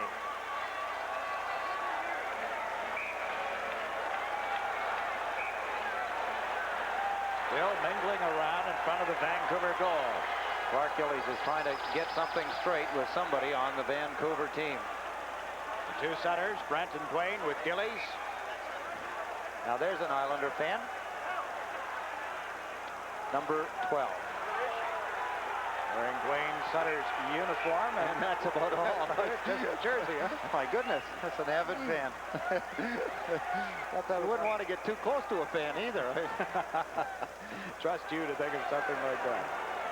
5-4 Islanders. 12-13. Those Canadian cameramen. Brent Sutter following the draw, unable to walk through in front of Brodeur. Hallward chased him to the boards, and there's Miner dumping it around to the right side. Eddie Morrow worked it to the opposite corner, picked up by Brent Sutter in front to Gillies, and shot blocked. Good save by Brodeur on Clark Gillies. Now Jerry Miner starts out on the right side. Marner, stick handles into center ice, gave it to Steps. Steps a long shot blocked by Smith, poked it to the right side. Wayne Sutter taken to the boards. We'll get a face-off to the right of the net. 11:45 remaining in regulation time. With all the power play goals that we're seeing, when you think about records, the NHL record for power play goals in a series is 15, held by the Islanders versus Philadelphia in the 1980 finals. And it continues as Snaps and Brent Sutter went to the boards. Drawing and shoving and pushing. Originally it was Gillies. They're going to get the big guy angry here, and then they'll have to pay the price. The big guy being number 9, of course, Clark Gillies. That Williams. The last few times the Islanders have taken leads, Jigs, you'll have to remember this, is that Vancouver did the same thing. Each time the Islanders have taken a lead, that may sound like a statement by a homer. That is not. That is fact. You remember back when the Islanders took the lead each time, we've had a serious altercation. Now referee Ron Wicks is going to hand out some penalties here. Steps and probably Brent Sutter, although Gillies is skating over toward the box. I think it is Brent that'll hit the gate. We get a break in the action. The score, the New York Islanders 5, the Vancouver Canucks 4.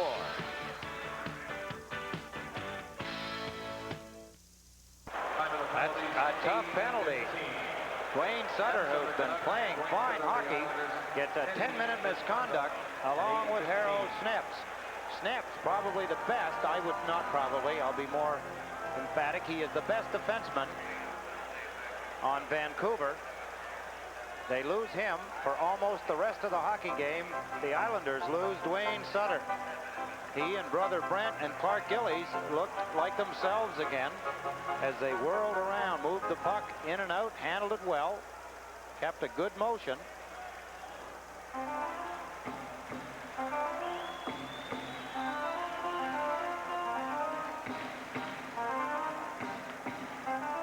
Lane is still serving a misconduct, so is Fraser of Vancouver. The teams are at 6 aside as Bossy tied up with Campbell, but the puck came out into the center ice zone, and the Canucks failed to clear it out of their own territory. Trottier to Bourne, hits it just wide. Bourne puts it out in front, and the Canucks moving up this right wing side. Into center ice comes Smeal. Smeal's long shot is wide. Gradine on the far side, around behind the net to Williams. Gonna go to Smeal. Smeal trying to put it in front. Bid, it was cut off by Bossy. Mike Bossy trying to get away from Smeal. Gave it to Trottier. He dumps it into center ice. Campbell is there. Olin Campbell firing it around the boards. Cut off by Bill Smith. Monsman takes it back to the net. Tiger Williams standing at the side of the goal mouth. Wasn't ready to let Bill Smith get back into the goal crease. Pearson to Bossy. Bossy dumps it to the left side. Bourne picks it up. He's across the Vancouver line. Bourne trying to walk in around Lindgren. Comes out on the other side. Gave it to Bossy. Pulled the puck and then couldn't get the shot away. But the center one that rolled off the mesh. And the Canucks come out on the right wing side once more. Broken up the line by Potman. The Bourne back to Trottier, and it was intercepted. Now Trottier takes it away from Gradine and lost it. Dragged down by Smeal. A rodeo. We got a rodeo going on. Now Gradine tied up by Morrow. They're getting away with some liberty taking again. Nystrom and Rhoda. They'll freeze it on the boards and grab a hold of one another.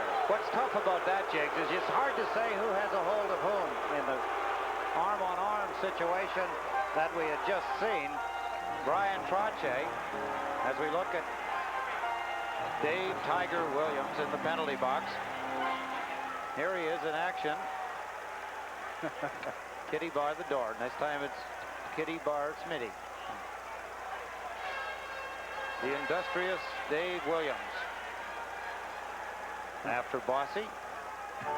Back into the play. Covers a lot of ice. He can be effective. There are some pluses to his game. They're sometimes very difficult to ascertain. 341 penalty minutes in the regular season, 104 in the playoffs coming into tonight's game.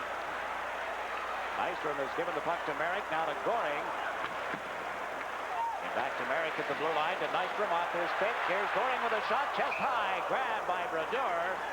Bolderev was all over top of Nystrom, and Nystrom comes away complaining to Ron Wicks. Well, Ivan Bolderev lost his stick, and he wanted to take Bobby Nystrom's. Now, I don't understand why, because Bolderev is a left-hand shot, and Bobby Nystrom is a right-hand shot, and he'd have trouble with that. Let's watch and see right in front of the net. There's Goring. He's going high. There's no question. He wants to get it up there on the corners. Brodeur had a good look at it. We couldn't see Bolderev and Bob Nystrom as they tried to share a hockey stick. 10:07 remaining here in the third period. The Islanders 5, the Canucks 4.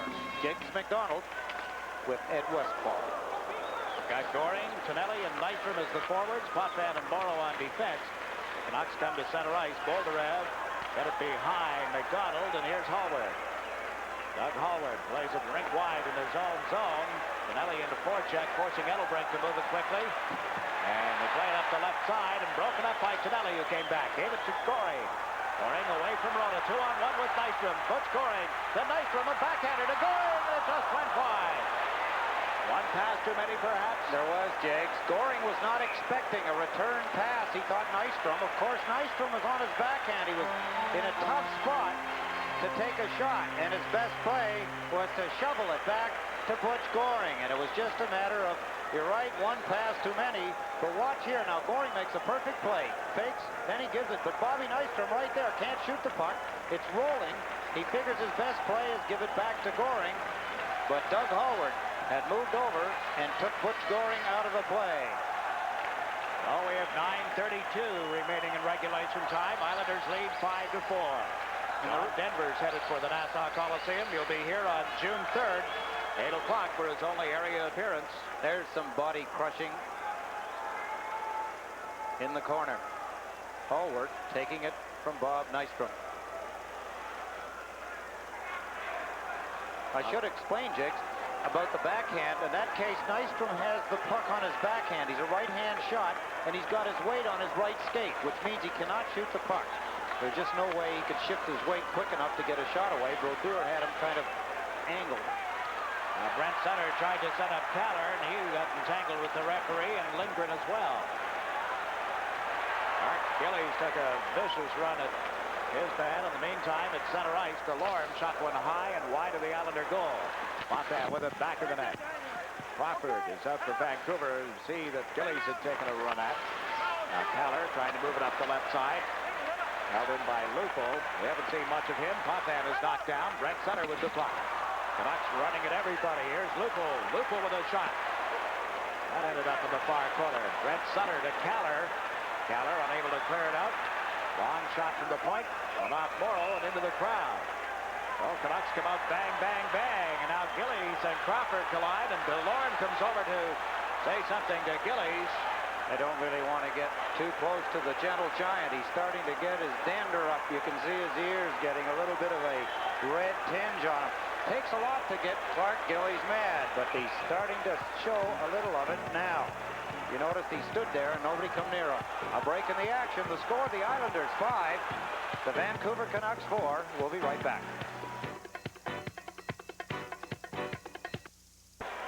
Clark Gillies is mad. In the 1981-82 regular season, Clark Gillies had only 2 minor penalties, or major penalties, I'm sorry, major penalties. He does not get mad and fight, only when he has to. He's drawn a single roughing penalty. Nobody else going off the ice. Gillies for roughing at 11-17. It must have come, not here. That is not a penalty. That was way before. That wasn't the penalty. The penalty was when he knocked Crawford down in front of the net. It could have been called possibly an interference call. Crawford did not have the puck when Gillies decked him. But down he went. Clark Gillies gets a 2-minute roughing penalty at 11-17. Al Arbor yelling at his team. He has got Trache out there. He's actually got too many men on the ice. Morrow is coming over to the bench. Gillies for roughing at 11-17. Bourne goes to the bench. It'll be Goring and Trottier, Potvin and Morrill. Speaking of Potvin, following tonight's game, Sports Channel presents Dennis Potvin, the man, the image. Be sure to stay tuned for this close-up look at the Islander captain as a player and as a person immediately following tonight's game on Sports Channel. Vancouver with the power play. We watch Lars Moline. His pass tipped by Denny Potvin. Radin off the near boards. Back to Moline. Moline teed one up and went off Trottier's stick and way up into the crowd. He wants the puck. Wicks wants Williams off the ice. He's giving Billy Smith and Dave Williams each a penalty.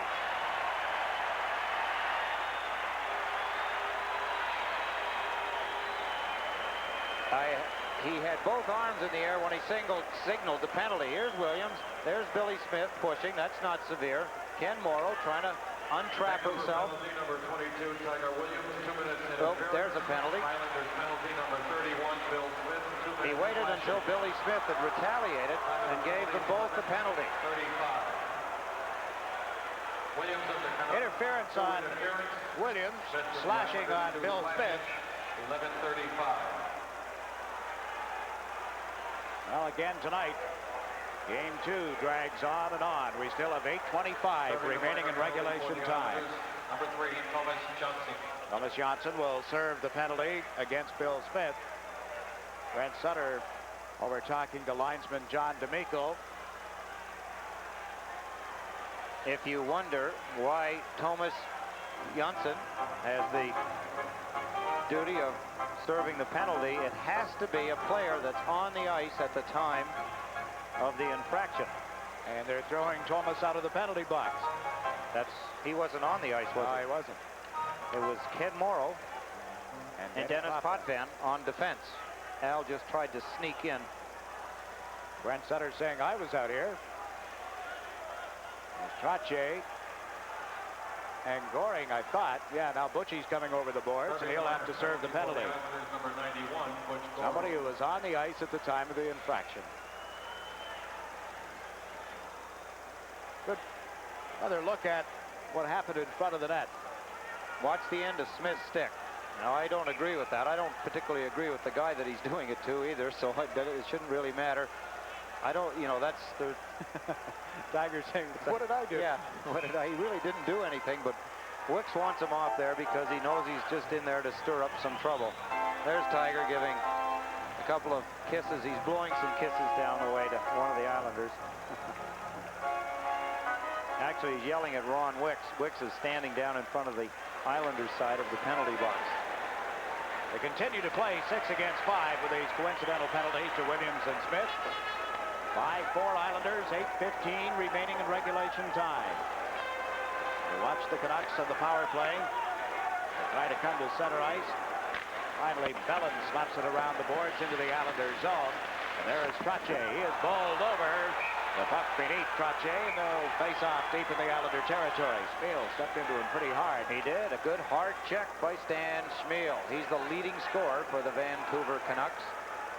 Coming into tonight's game, he was tied, I should say, with Thomas Gradin. There's the check. Brian Trottier knocked off the puck. Or I should say he knocked on the puck. That was a stoppage of play. It's been Billy Carroll, Mike Bossy, Bob Bourne, Wayne Sutter, and Brian Trottier for the Islanders. Jerry Miner, Lars Lindgren, Ivan Boldarev, and Gradin scoring for Vancouver. Potvin cleared the puck out of his own zone, and at center ice, here's Hallward with it. Doug Hallward. Now Gradin pulled it away from the check, comes in over the Islander line. Gradin tied up by Potvin.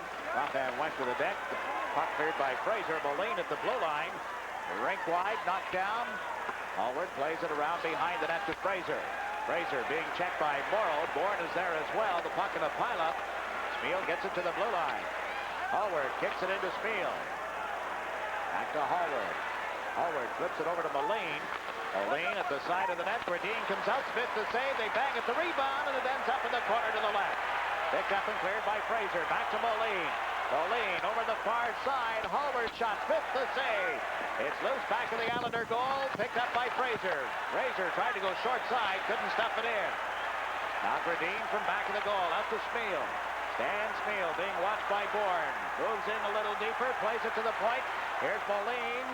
Caller moved up on him, and Moline threw it to the corner. Hallward around behind the net. Fraser to Smeal. Smeal off balance, and Bourne stole it. Out they come, 2-on-1. Bourne to Caller, back to Bourne. Bourne moves right in on top of the net. Went to the backhand, and the pass to Caller failed to work. Ersan poked it into the Vancouver zone, and the teams are at 6-a-side now as Gradine slaps it into the Islander territory. Also close again on a shorthanded situation. Rona's pass intercepted by Langevin. Langevin gets to center ice, checked there by McDonald. The puck ends up back of the Vancouver goal. 6:15 left in regulation. Here's Nystrom out in front, and he shot it wide. John Tonelli comes in after the puck. Tonelli being grabbed by Rona as he went back of the goal. Nystrom is knocked down. Here's Merrick with it now to John Tonelli. Tonelli trying to get away from Rona. John Tonelli and Rona in a real struggle for it. It's picked up by Nystrom. Nystrom comes out in front, shoots. That was blocked off some skates. Lars Lindgren had it stolen by Nystrom. Nystrom shot. He scores! Top left-hand corner, Bobby Nystrom. Hard work again. Merrick, Tonelli, and Nystrom finishes off the play with a perfect shot in the top left-hand corner. The Islanders a 2-goal lead. Here's John Tonelli wrestling with Rhoda. Lindgren comes in, checks Tonelli. That's 2 of them that were after him, and there's the shot. Blocked the first time as Nystrom tried. Watch the second time as Nystrom turns and lets it go right over the left shoulder. Richard Brodeur, another goal. Here's the same goal from another angle.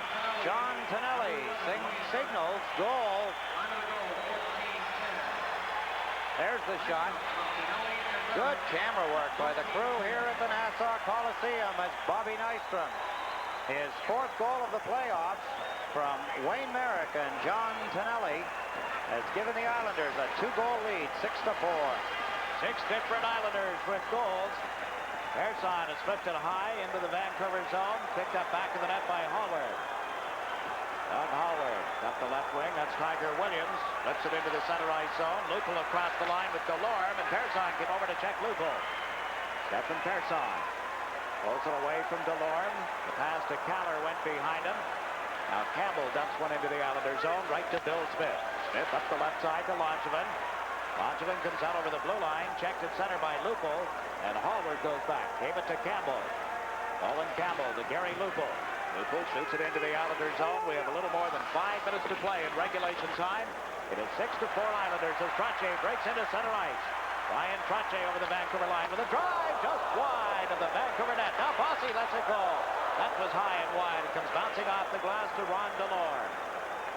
Delorme over to the left side.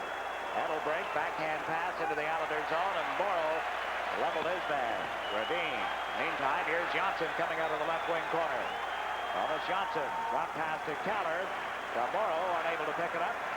Kenny Morrow turns at the Islander line. The pass to Caller failed to work, and here comes Gradine right in front of the net. Shoots and fired it wide. And Sutter moves it up right wing to Nystrom. Nystrom checked on the boards. Got it up to center ice to Caller. Rink wide to Thomas Johnson. Johnson for the Islanders to Morrow. Right wing to Brent Sutter. Brent Sutter to Butch Goring. Blows it over the line. Drops it to Gillies. Gillies, he shoots. That was tipped wide. Fraser picks up the loose puck. Kurt Fraser into center to Spiel, and Potvin knocked it away from him and rolls on edge right to Bill Smith. Off to Lane. Less than 4 minutes remaining in regulation time. Lane comes to center, fires a high, long shot. Handled by Brodeur, and almost hit Goring. Fraser on the left wing side. Up to center ice. Here comes B.J. McDonald over the Islander line with a shot that was wide of Bill Smith, and he covers up with the puck. Almost lost it in the goal crease, but smothers it for the face-off. 3:40 left in regulation time. A break in the action with the score. Islanders 6, Canucks 4.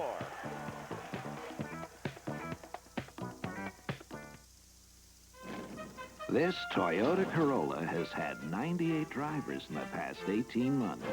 It's owned by the Dollar Rent-A-Car franchise of Long Beach, California. Some of its drivers were good. Some weren't. But this Corolla took them all on, and it's still going. You know, for my dough, Toyota Corolla's the best because it gives me the least, whoa, trouble. Corolla.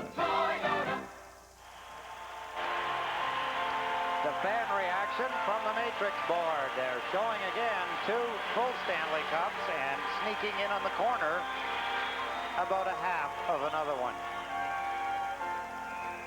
3 minutes and 40 seconds, the time remaining, regulation time. It was 3-2 Vancouver going to this final period. The Islanders have outscored them 4-1. Rache cleared it to the blue line and hit Hallward's stick and back to Campbell. Campbell checked by Brent Sutter. Goring comes over as well, and the puck sprung loose for Gord Lane. Lane with Hallward backing up. Lane from the blue line. A good blast and a good save by Brodeur.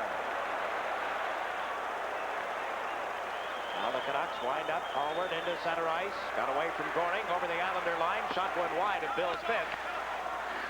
Cleared by Merrick to Brent Sutter. Brent Sutter around behind the net. Lost it to Rhoda. Rhoda unable to center. Danny Potvin pulled it away from McDonald. Comes out over the center ice strike.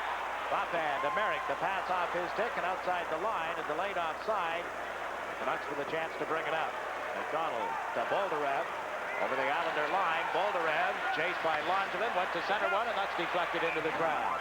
We have 2:49 remaining in regulation time.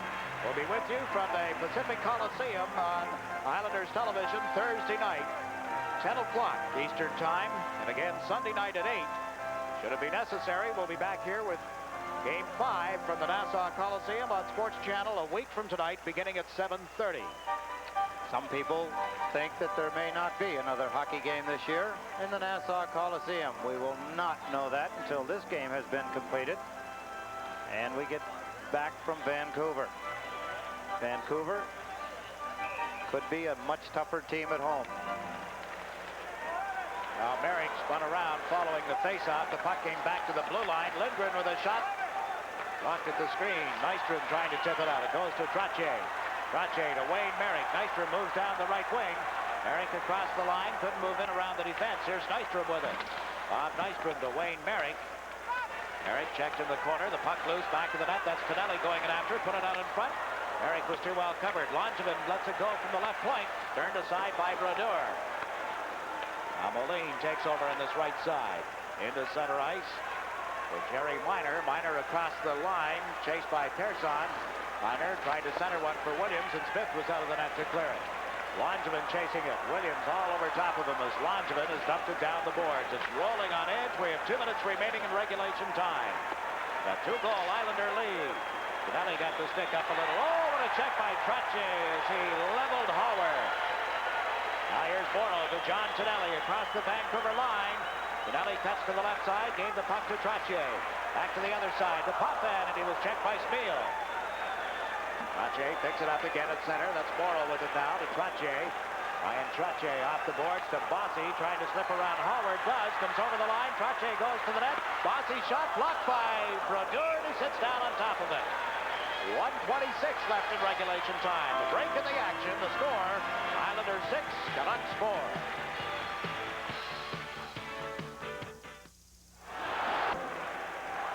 Roger Nielsen gathers his troops around him.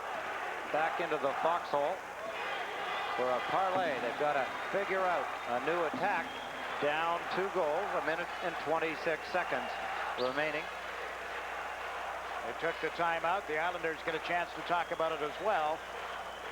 Let's just pass along the travel plans. The Islanders leave after the game tonight. They charter to Toronto. Will spend the night there, or I guess what's left of the morning by the time they arrive. And then we'll be on their way to Vancouver shortly after 9 tomorrow morning. On a commercial flight, Vancouver, as I understand it, will leave here tomorrow morning. The Islanders, in all likelihood, will be in Vancouver waiting for the Canucks to get home. They'll practice there tomorrow, play Thursday night. Friday is an off day, so is Saturday. Saturday, the Stanley Cup luncheon at noon at the Hotel Vancouver. And Game 4 is set for Sunday night, 8 o'clock Eastern Time, 5:05, of course, in Vancouver. That 2.5 cups on the tie as well? That's 2.5 cups. Kind of like that. That blonde lady, that pretty blonde lady, is Mrs. Joe Dewar. Right. Never misses a hockey game. They have been coming from day one. It'll be Goring, Gillies, and Dwayne Sutter for the Islanders. Goring got the draw, and Dwayne Sutter blasted one high over the crossbar. Islanders are going to try and keep the puck in Vancouver's end of the ice. Now the Canucks moving out into center. Persson was there. Persson gets away from a check, gave it to Goring. Fine move by Stefan Persson. Brodeur out of the net. Fed it to Fraser on left wing. Out to Gradin. Couldn't pick up the puck at center. Icing waved off as Langevin goes back. Langevin around the boards, and he was bumped by Spiel. Persson fed it out over the line. A race for it. Goring can't get there in time. Gradin fed it to Bolderev. Brodeur is on the Vancouver bench as they go with the extra man now. Langevin backhands the puck into the Islander players' bench. 45 seconds left in regulation. Brodeur on the Vancouver bench. There's going to be the loneliness of the empty net. Islanders just want to get the puck across the red line. They get a chance at it, you know they'll be sniping at it. Immediately following the game tonight, no hockey hotline. We'll recap some of the goals for you. Then after the game, Sports Channel will present Dennis Potvin, the man, the image. Produced by Father Tom Hartman for Telcare originally, and seen tonight here on Sports Channel. Some thoughts from players, his teammates, players from around the league, and a pretty good insight, in-depth look at Denny Potvin. Morrow shoots it around the boards and all the way down into the Vancouver zone. But guess what? Racing after it, gets in front of Moline. Unable to center. Bourne picks it up. Bob Bourne had to play it off his stick, and Moline has managed to clear it to center. And off Bossy, Spiel with it at the Vancouver line. Right side to Hallward. Hallward plays it around the board. Smith had to cut it off, gave it to Potvin. Denny Potvin takes a look. 2-goal Islander lead, and as Potvin was bumped, the puck went up into the crowd. So we're going to face off with 17 ticks of the clock remaining. The Islanders appear headed for Vancouver with a 2-goal lead in the series. 2-game lead, I should say. A 2-goal lead here in this hockey game. They had a 2-goal lead back at the beginning of the third period when Bourne scored a power play goal at 32 seconds. Sutter followed him, Dwayne Sutter, with a goal at a minute and 19 seconds, and the Islanders were up by 2 goals. Roger Nielsen knew coming in here that they have to win a game at the Nassau Coliseum in order to upset the Islanders and win the Stanley Cup. Well, they have been unable to get a split in the first 2. I was wrong, Jiggs. The Islanders started the third period. They were down a goal, 3-2. Bourne's goal tied it at 3. Sutter put them ahead, 4-3. Miners scored to tie it. And it's Rache's power play goal that sits as the game winner right now. You're right. But a big goal by Bob Nystrom from Tonelli and Merrick at 14-10 to get this 2-goal lead. And with 10 seconds left, the Canucks forced into their own zone. The fans begin to count down the clock as it's dumped into the Islanders' zone. Smith plays it, and that'll do it.